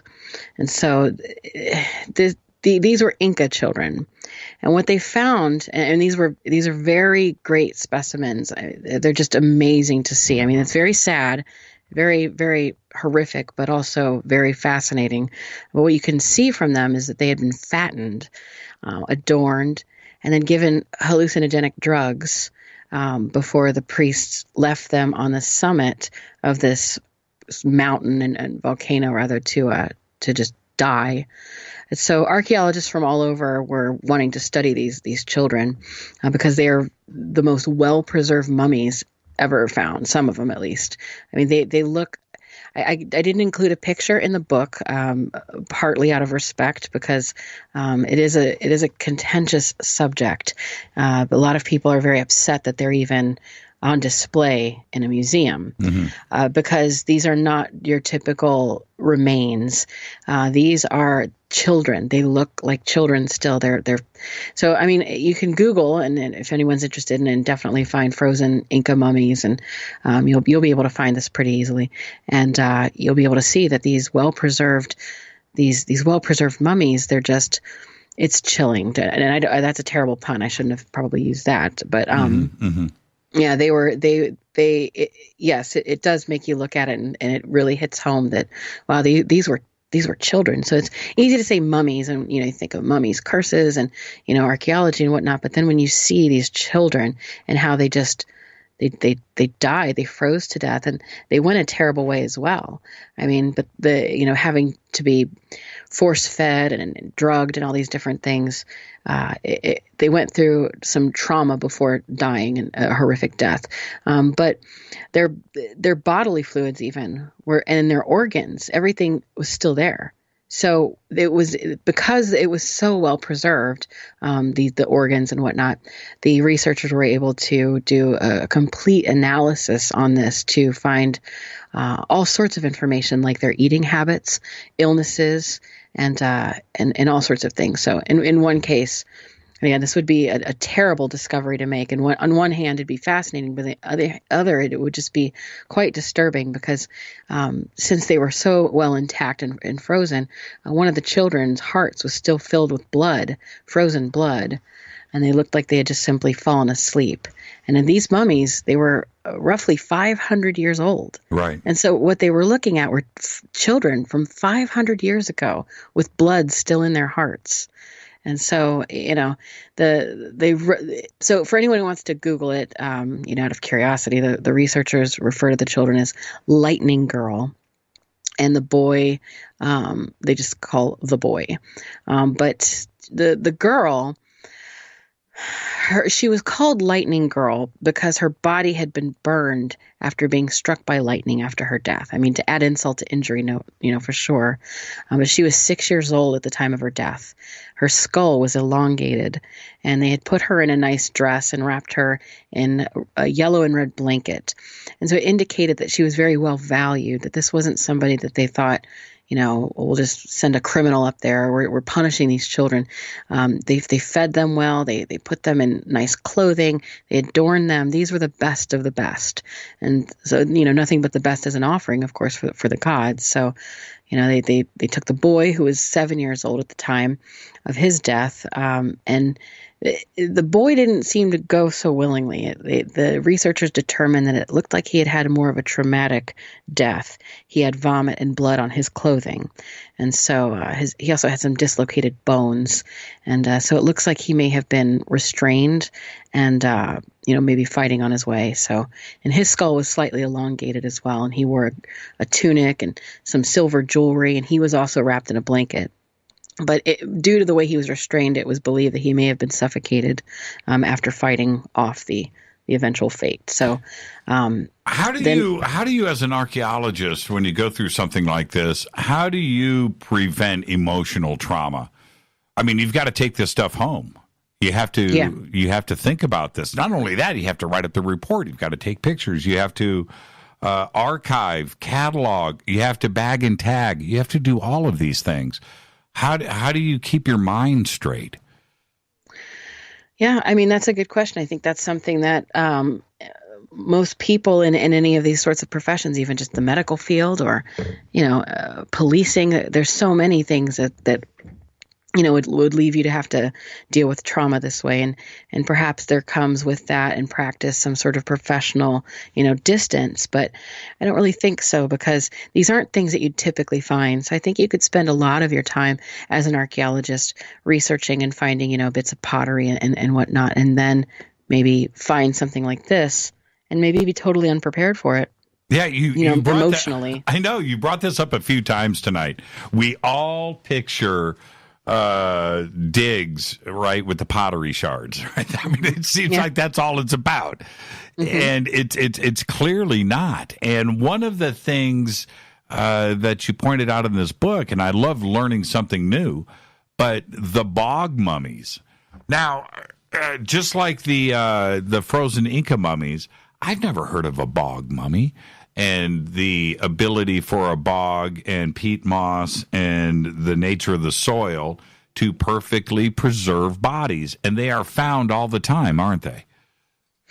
Yes, actually, they're very well preserved because of as you said, the peat and these sorts of things. And so, that's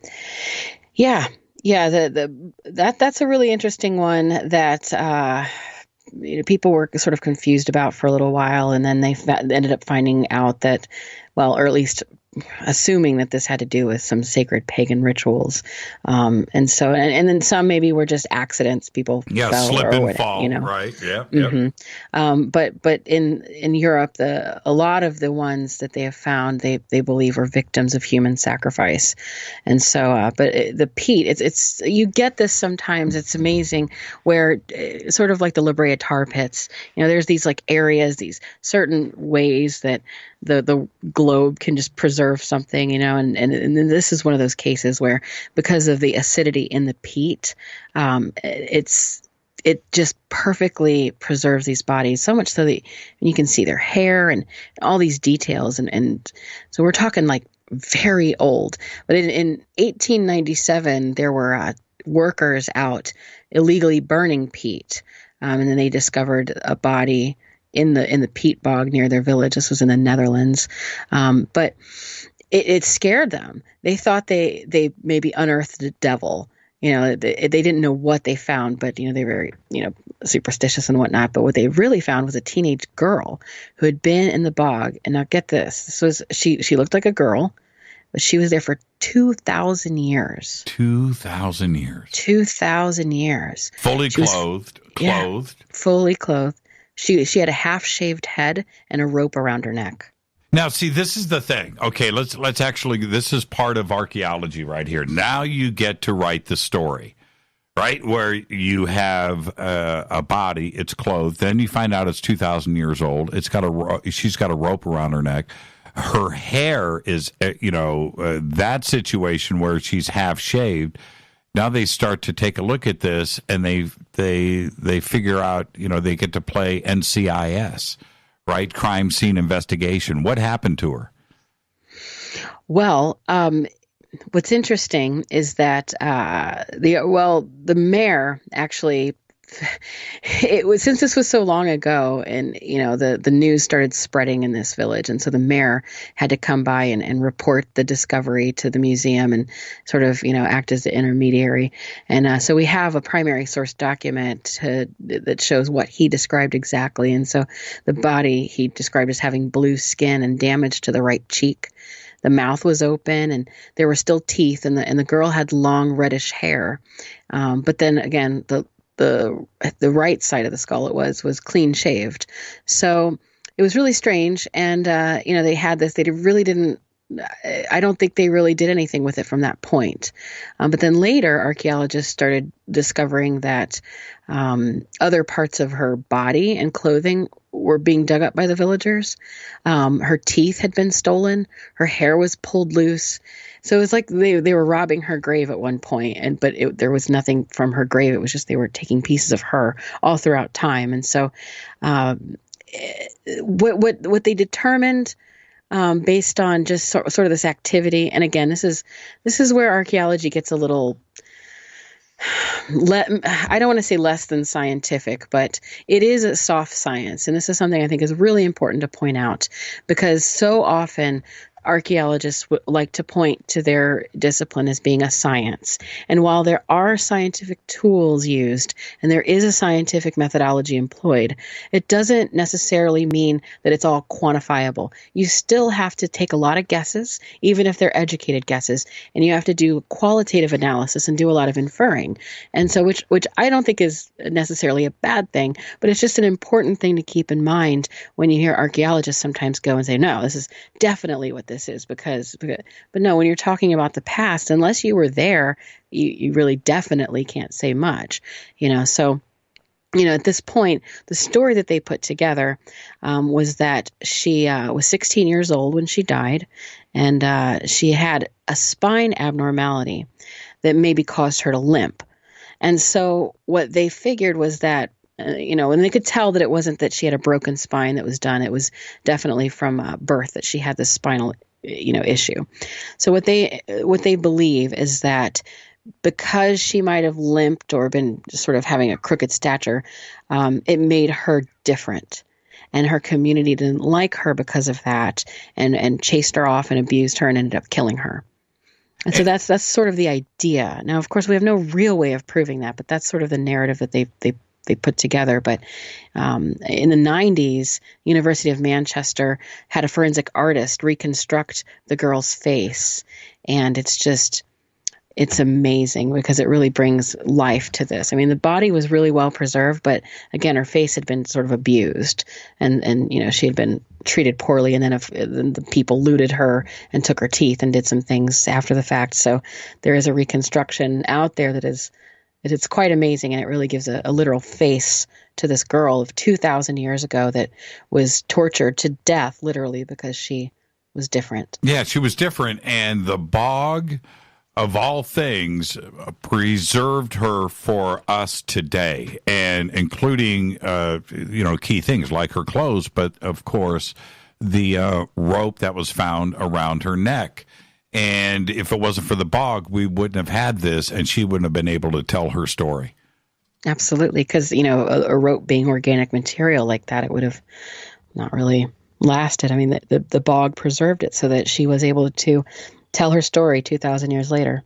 Now, and speaking, and as we start to close tonight, there is another question that just needs to be addressed. When a skull is revealed to have a hole in it, I think a normal assumption for us that are not archaeologists is that it's an arrow, right? It's it was a murder. It was maybe even battle, something like that happened, but it could have been a demonic possession and an exorcism. As an archaeologist, how do you figure that out? Because isn't a hole a hole? Yes, a hole's a hole, but you can look at it and determine how the hole got there based on, one way you can see is if it was perforated around the edge. So in order to purposefully drill a hole, so surgically drill a hole, in very ancient times, it would be, you would make little perforations around that and then push that skull piece in. And you'd have a little skull disc. So that would leave, and you'd remove that skull disc, but then that would leave a particular outline around it. And so there's a lot of different ways you'd look at the skull to determine if it was a blunt force or if it was drilling, that which happened frequently for that sort of thing. So, there's a lot of ways. So I mentioned in the book one way that they did it. I sort of start this part of the book with what seems to be a fictionalized account or retelling of an actual trepanning or early prehistoric exorcism. But it's because nobody could be there to record it, of course, it's speculative, but I base it on all of the evidence that is available on how they would have done this and what evidence we have. And one of the things is that they would have taken an antler or something to that effect and whittled it to a point, and then they would have just perforated around the head and then started rubbing that in their palm as though sort of they were going to start a fire or something. So if you could imagine how awful that would be if you were a patient suffering from maybe epilepsy or some disease that maybe they were thinking was a form of possession or something like that. To add insult again to your injury, you would have a shaman standing over you, drilling a hole in your head with a whittled down antler, which would take quite a while to do. And after a while, the shaman would, he'd be very good at it after a while, so it wouldn't be as bad as maybe if I would do it, but still, it'd be a horrific experience. And then once they had that skull disc popped out, they would have to clean that off. And then how they would do that, they would urinate in the hole, and then they would need to pack that hole because they wouldn't put the skull disc back in. That would be a trophy for later. Plus, you wanted to keep the injury open because, that's how you maybe let the demons get out, or you help with the intracranial pressure. So you would pack that hole with a reindeer fat or whatever animal fat you may have, and then basically hope for the best. Now, when The Exorcist, the movie, was number one, and then, of course, later on with The Omen, but The Exorcist, and you and I in this country went through front page demonic possession stories on every newspaper across this country, right? It was everywhere. Everybody was possessed. It doesn't seem that way today. Have we moved on from evil? Are we past demonic possession? Are we understanding that? Is it not religious? Is it something else and another medical issue? I mean, it's great fodder for Hollywood. Those movies will always be made, and they still are. But do you understand what I'm asking? Yeah. You know what? I was curious about this as well. And so I interviewed an exorcist for the book, and he's an actual working modern day exorcist. And he had said that he's actually seen an increase in his business, a lot of people needing exorcisms. And I interviewed him for the book. His name is Bill Bean. But I'd also talked to exorcists before that I didn't include necessarily in the book. And they all said similar things, that there's actually an increase in people looking for exorcisms, which I thought was a little bit strange. I think it's just maybe the way they're being conducted is different. I put in the book my own eyewitness account of a modern day exorcism that, as a recovering Catholic or former Catholic, I think of exorcism as the exorcist and a priest and some holy water and all this. And so when I saw my own exorcism, it was nothing like that. It was very strange and very different. And so I think what we have is maybe just a different look of it, something like that. But in fact, there are psychiatrists and psychologists that are starting to incorporate exorcism in their practice. Some of them, even if they're not religious, they sort of believe that perhaps there's a placebo effect or, something like that. So maybe it could do some good. So I think we're just seeing it evolve and change and maybe sort of look a little different than how popular culture put it out to us to begin with the whole, Catholic priest archetype and this. But I think it's very much a relevant thing. In fact, I know in the third world they're still doing it and, doing a lot of it. And it's quite sad, really. People who have absolute medical, disorders, epilepsy is usually the most common one cited. They're being treated by being given exorcisms, and sometimes they die as a result. Because these are it's not like somebody standing over you saying, "Begone, demon," and the power of Christ compels you, or something like that. It's right. They get physically restrained. They go through starvation. They go through a lot of traumatic things and can actually die. So that's right. Hold on for a second. You reference that's right. That's what it was. May we no longer fear any evil. Yeah. Which is how do you write it here? It comes from the last few lines of the Catholic rite of exorcism. So may we no longer fear evil? I think that we do. I think that we will always. I think that even with science, see, this is what's interesting is that you have science and it sort of lulls you into the sense of that we have a grip on it, that we know. I think we suffer from hubris after a while because we know, the unknowable at times, it seems. And then there's these anomalous things that happen that we can't explain, whether it be an encounter, whether it's something we call evil, whether it's just anything just out of the ordinary. These are things that, that science maybe doesn't explain very well, or at least not to our satisfaction. And so I think it leaves the possibility open. And again, as circling back to what we were talking about in the beginning, whenever that happens, there's a vacuum that's left, and that vacuum seeks to be filled. And so in an effort to fill that, I think we will sometimes just call something evil or demon or whatnot. But I think that we're always going to have a fear, even if we think we know. I think that there's always going to be things that we can't truly know. And fear, it's the fear of the unknown. A lot of people can't handle that idea just the idea that they don't know something. It's very threatening to them. I'm quite comfortable with that. I actually enjoy it. I don't want to know everything. I take that back. I want to know everything, but I'm glad that I can't know everything because it keeps me going. That's right. But some people are afraid of that. They want to feel secure that they know every single thing. And instead of sitting with that, just saying, I can't know everything. Some things are unknowable. I think that's what makes people afraid. The book is excellent. And where can everybody go and find it? It is everywhere right now. It's on Amazon, Kindle. It is there's an audiobook version, which is quite nice. And there is it's in Barnes & Noble, Books A Million, anywhere books are sold. You can find it everywhere now.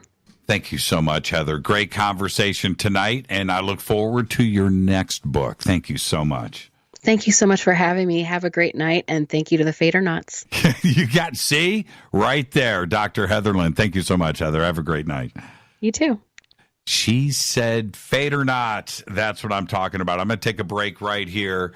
The book is Evil Archaeology. The links are over at jimmychurchradio.com. And, of course, we've got them up there on Twitter. It's a fantastic read. Thank you so much, Heather. This is Fade to Black. I'm your host, Jimmy Church, and I'll be right back after this short break.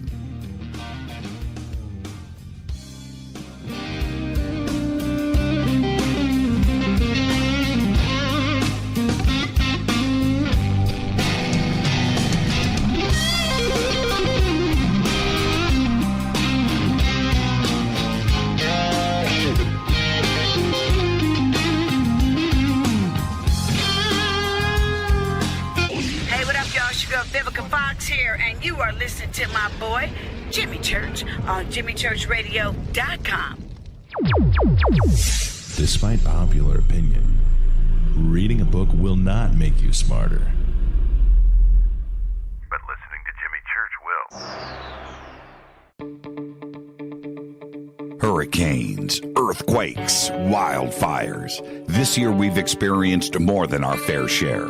This is Jimmy Church of Fade to Black, and last month I decided to make sure my family does not have to worry about food should we get caught in a real emergency situation.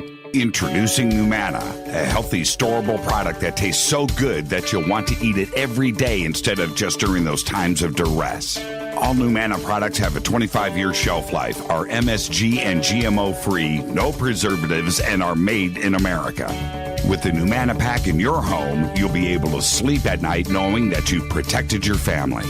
Not only have I tasted and tested, I own it. Now you can too. Just click on the Numana banner on JimmyChurchRadio.com and use the promo code Jimmy when you order. In addition to a discount, we'll send you an autographed Fade to Black t-shirt. Seriously, go Beckley Tappy.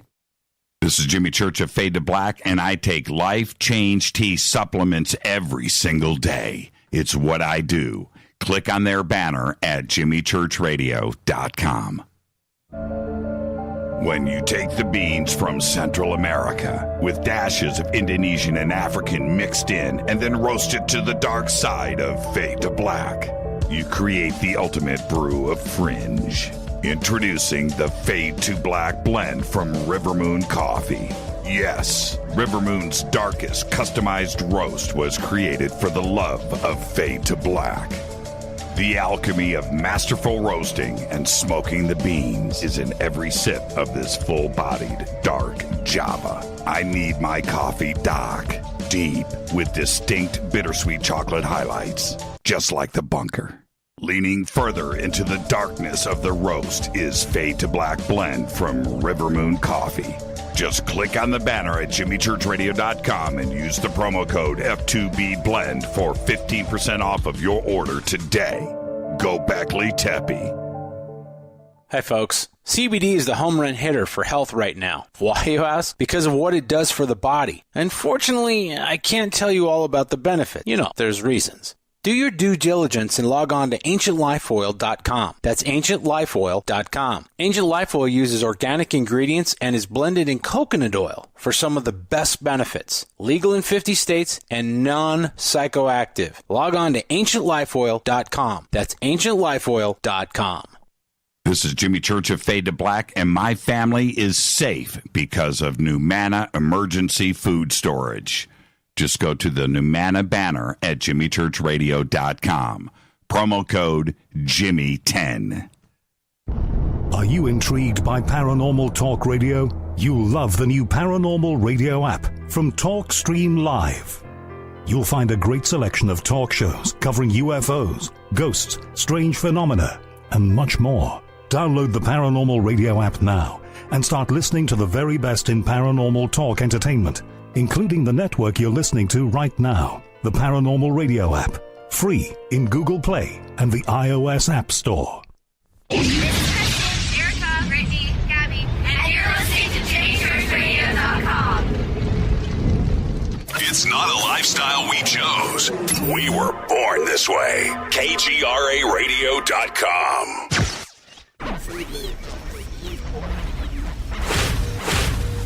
This is KJCR at JimmyChurchRadio.com.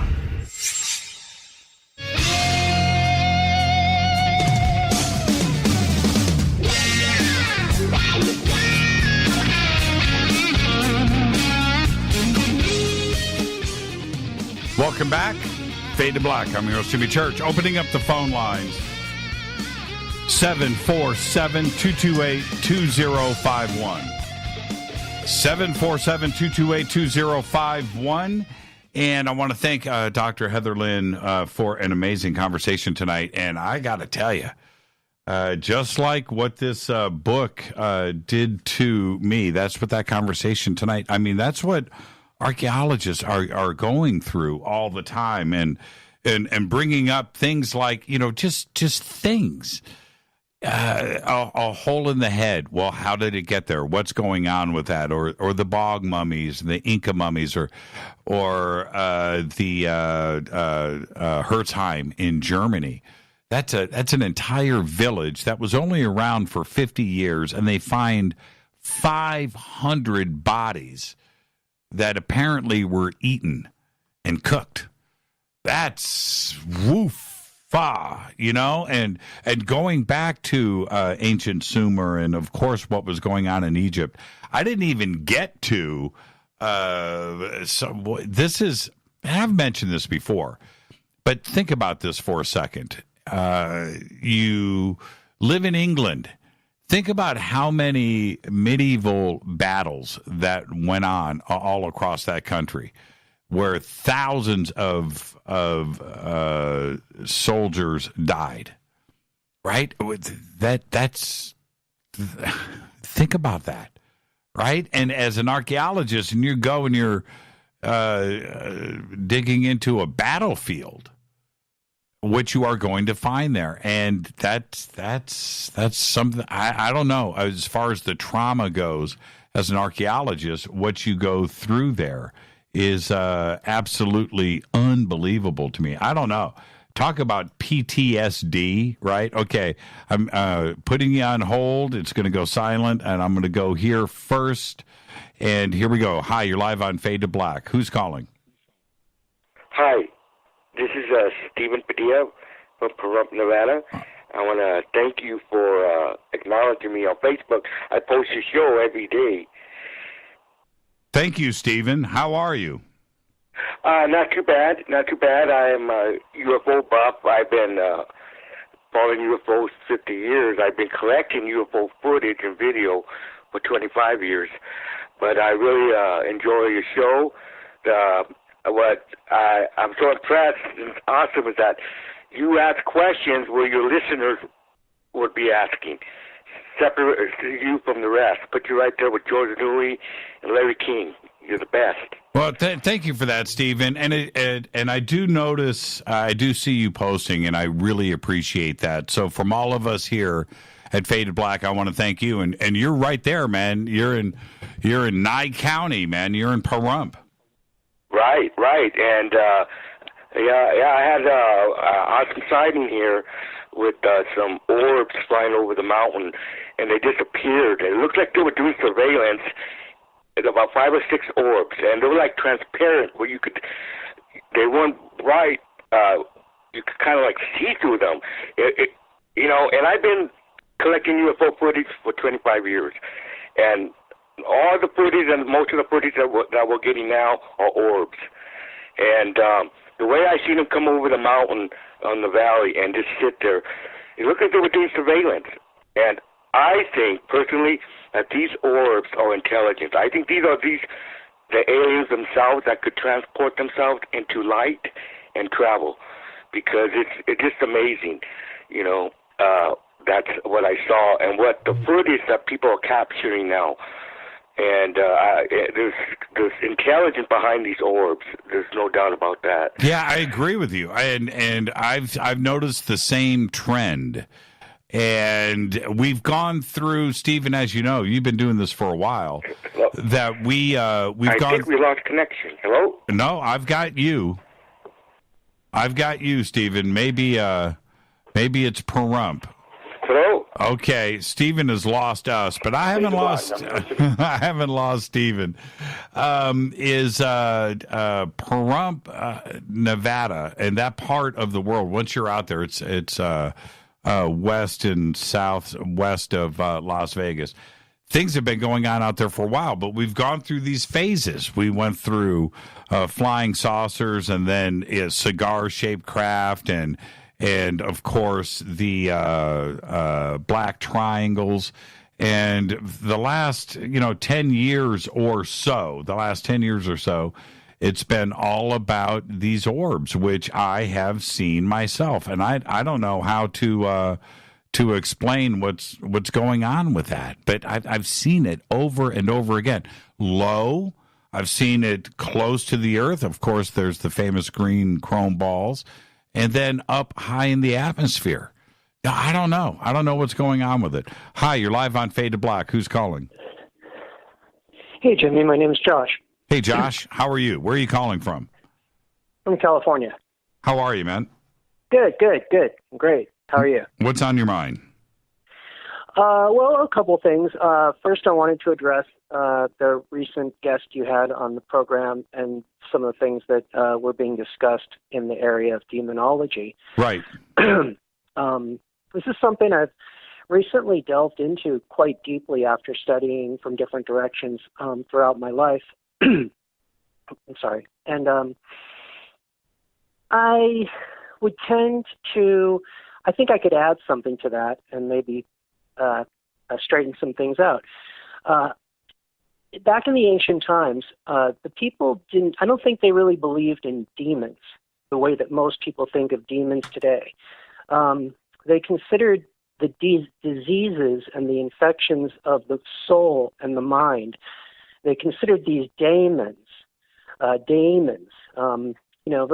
which where we get the word from, but they weren't exactly the way we imagine them and envision them today as these dark forces. They were the sicknesses, the various sicknesses. And a lot of times they felt that the disease, the mind and the way that we thought and, eating impure, thinking impure, and living impure were the things that allowed the body to be inhabited by these types of, negative thoughts or, really the things that we would attribute it to these things. So they felt that the different plants and the different remedies that were available in the plant kingdom were the different remedies for battling these, and these were also demons. These were good demons, and they fought the bad demons. And so when they're talking about exorcism, a lot of the times what they're talking about is exorcising the illnesses from the body and taking the illnesses and removing the illnesses from the body. And that's what the shaman or the magician or the priest, the early version of the priest, was doing. Well, it could have been, okay. This is what I think, and I'm no expert here, but I would venture to guess, let's push back, let's go beyond 200 years, okay, before modern medicine started to kick in, and certainly the last 100 years with antibiotics, okay?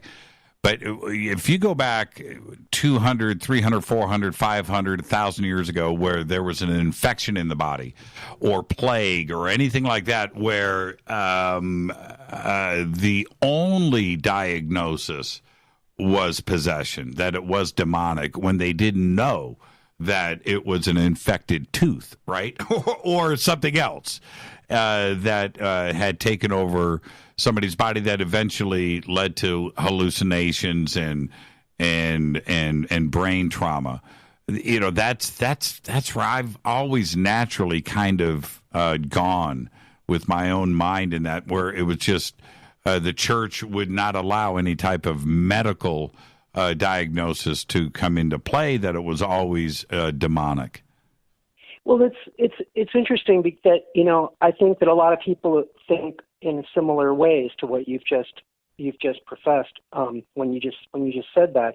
I think it's a common belief and an understanding among people that the church, that when you don't really have a very good, solid understanding of ancient history, we all, and I did this for many years, we all tend to fill the blanks in with our imagination and the way we imagine it must have been, or the way that we imagine it was based on what we know. Absolutely. But I think the truth is that actually before the church and up until the church time, the ancient people had an extremely advanced awareness of medicine and the mind. And they did that through the use of psychedelics, mostly the mushroom. And this was something that they explored very, very intensely, and it itself was considered a very healing thing. So it was not just healing for the body to cure diseases and things like that, but it was extremely healing for the mind and the soul, which was really what they felt got to the root of a lot of the illnesses. So when the Catholic Church came around, what they did was they basically eliminated and demonized the mushroom.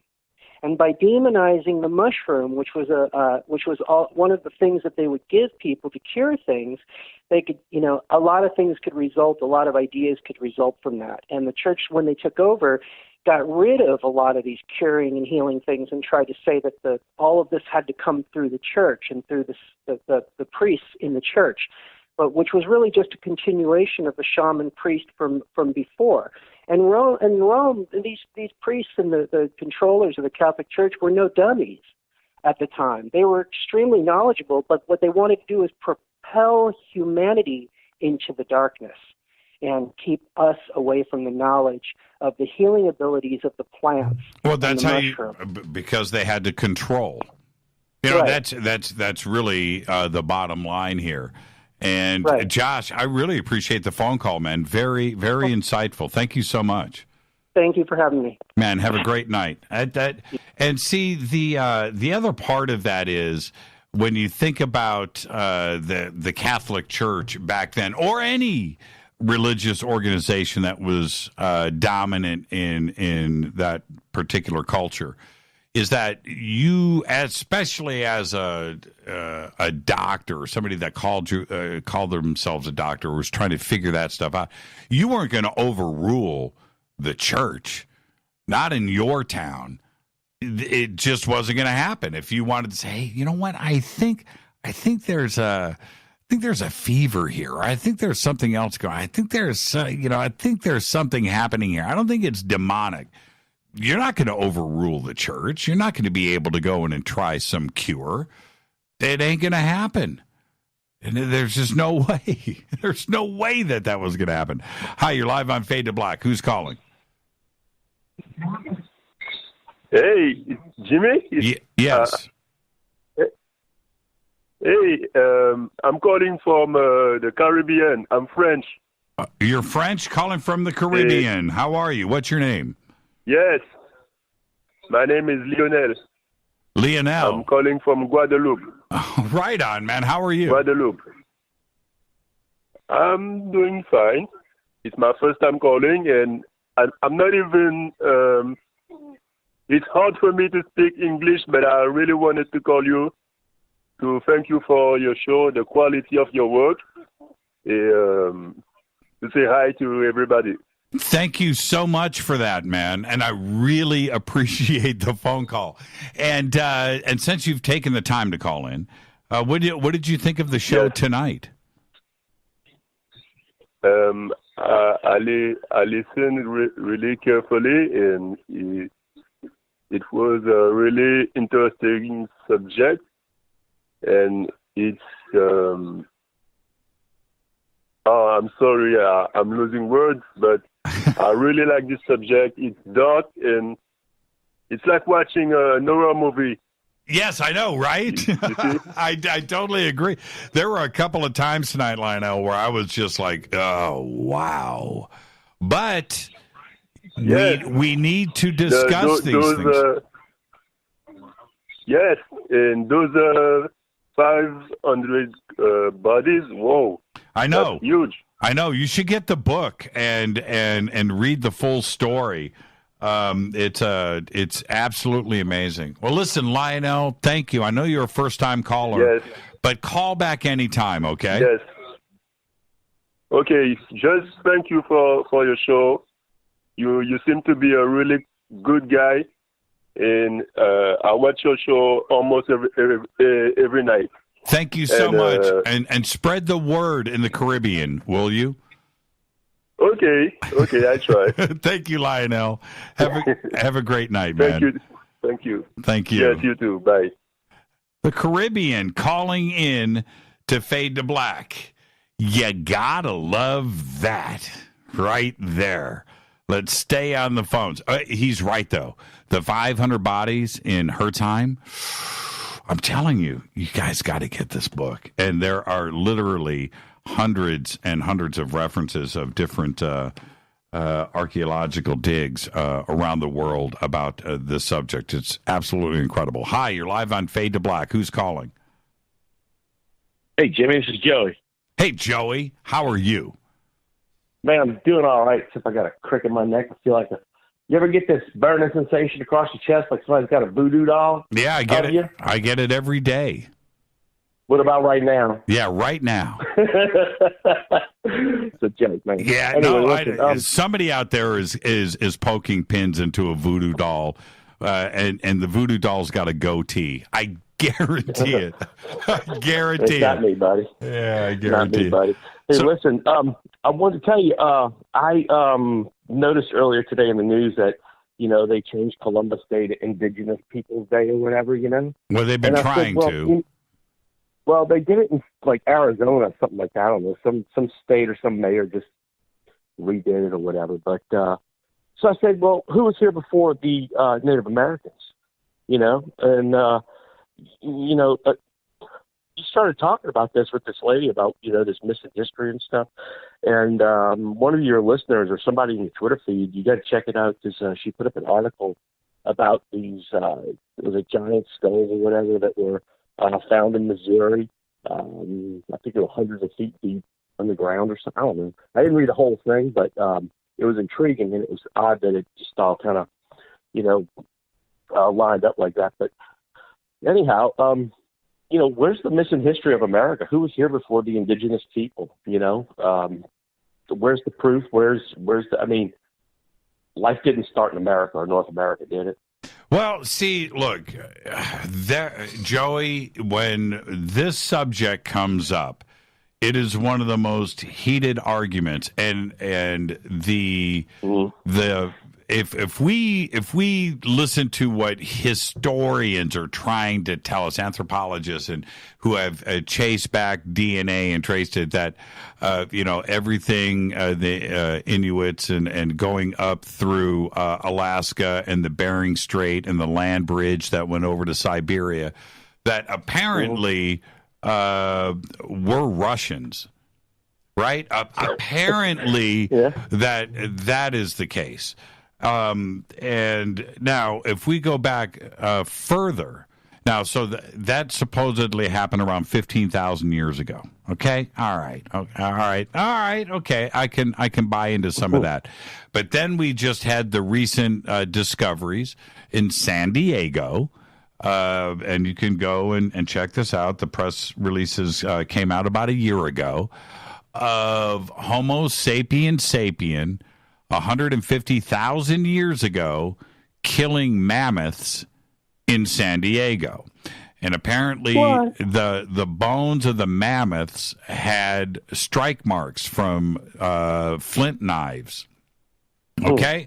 So there you go. So now that tips over completely the original and accepted, largely accepted, way that the original Americans got here were from the Bering Strait land bridge, but apparently it predated that by another 150,000 years. So I don't know, and I have no clue.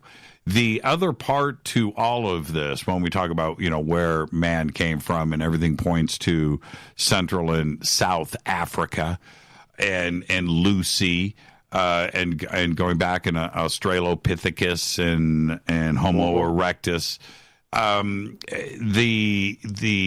that would indicate a migration from southern and central Africa going north. But the other parts to all of this now is indicating northern Siberia and heading south into Mesopotamia, because that is where, if you look at Göbekli Tepe today, Göbekli Tepe is 12,000 years old. Now, Göbekli Tepe apparently was built from migration that came from the north down to the south. You would think that it was from Egypt and ancient Sumer and Mesopotamia going north, but there's a 7,000-year gap between Göbekli Tepe and what was going on in ancient Sumer and ancient Egypt. So it contradicts themselves, right? So now where do we go with that? I don't know. And how would Central and Southern African civilizations migrate all the way up to Siberia and then come around to the south again? Again, I guess anything is possible, But the way that they are chasing this DNA back, we've got two separate things that are happening here. One in Southern Africa and Central Africa, and one up in Northern Siberia. Wow. I mean, unless they find that, like you were saying earlier, like the earth-shattering evidence of something, to kind of tell us the whole story, the whole history, or even just one sliver of it, could, like you said, it's an arrow, pointing us in the right direction. Well, that's what I want to have happen. I would have thought, Joey, and I'm being very serious when I say this, I would have thought that Göbekli Tepe, which clearly was not supposed to exist, okay? Mm-hmm. It was not supposed to exist, and it's there, and it's 12,000 years old, that would cause all history to be rewritten. They didn't do it. In fact, they don't even talk about it. Don't you think that Göbekli Tepe should have been, in 1995, the headline news on every single broadcast on this planet, including the Vatican? Yeah. Right? Yeah. You didn't hear about it until Fade to Black, until this show. There were, and not to say that we broke the news, we didn't. There were plenty of, Linda Moulton Howe was out there, and John Anthony West was out there, and Graham Hancock and Robert Schock. They were all out there checking it out, but nobody would listen to all of us, fringe researchers, fringe radio shows and ancient aliens. No, we don't count. But that is how big of a story Göbekli Tepe is. Now, this is back to my point. Yeah. If we find another Göbekli Tepe, right, it's some kind of proof of Atlantis or Lemuria and some breaking situation where now it's not even 12,000 years old, but maybe it's 50,000 years old. Mm-hmm. Are we going to hear about it? Probably not. Cave paintings? Didn't they have recently discovered cave paintings that were like 45,000 years old? Yeah, and is that real? Was that real news? Le Croix, France. Well, they found them in Spain, they found them in France, they found them in Italy, and they found them in Australia. All of them dating between 20,000 and 45,000 years ago. And some of them are the most elaborate 3D fine art. Look, you and I, when we were 5 years old, drawing stick figures, right, of our family and our dog, right? Okay, that's not what's on these walls. We are talking about a beautiful, beautiful artwork. So I've seen the Herzog. What's his name? Werner Herzog. That's the first one. Yeah, that's in La Croix, France, and that documentary. I love Werner Herzog. He's the best. That documentary's one of the best documentaries about ancient civilizations. Period. That's ever been done. And it took him to make it. But that we weren't supposed to have that kind of sophistication. We weren't supposed to think about art. We weren't, we weren't supposed to be able to do that. But obviously we did, right? So, yeah, it did. Was that the game changer that rewrote history? Nobody wants to take a chance and write history like that. I don't get it. I don't. Joey, Göbekli Tepe is just like those cave paintings. Göbekli Tepe is probably the most important historical site on planet Earth. More important than Giza, more important than the Great Sphinx, and I'm not discounting any of that. But we've clearly dated it, carbon dated it to 11,000 and older. There's a possibility that some of the site is even another 5,000 years older than what we've already got now. Well, wait, we've only discovered like a tenth of it, right? That's right. That's right. 20%. It's huge. Yes, it's huge. The place is huge. It's huge. It's huge. I mean, it's unbelievable. Huge, Gary. Huge. We just found the newest stuff. Well, Joey, I got to rock on out of here, man. We'll see you tomorrow night. Thank you for the phone call. All right. Thanks, sir. All right. Bye-bye. Great phone call right there. Great night on the show. Unbelievable. I want to thank everybody that called tonight and everybody that tweeted. And, of course, Dr. Heather Lynn. The book is Evil Archaeology, drheatherlynn.com, and you can also find it on Amazon. Fade to Black's executive producer is Rita Camarion. Show is produced by Hilton J. Palm, Renee, Dennis, and Bob. Announcers are Steve Harder, Gene Vito, and Mark D. Kovar. Webmaster is Drew the Geek. Music, Doug Aldrich. Intro, Spaceboy. SpaceboyMusic.com. Fade to Black is produced by KJCR for the Gamechanger Network, and syndication is KGRA, The Planet. It's broadcast owned and copyrighted 2019 by Fade to Black and the Gamechanger Network.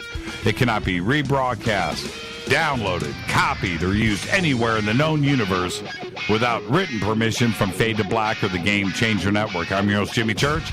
Tomorrow night is Fader Night. Open lines all night long. Follow me on Twitter at JChurchRadio. I'll see everybody tomorrow, but until then, be safe. Go Beckley Taffy.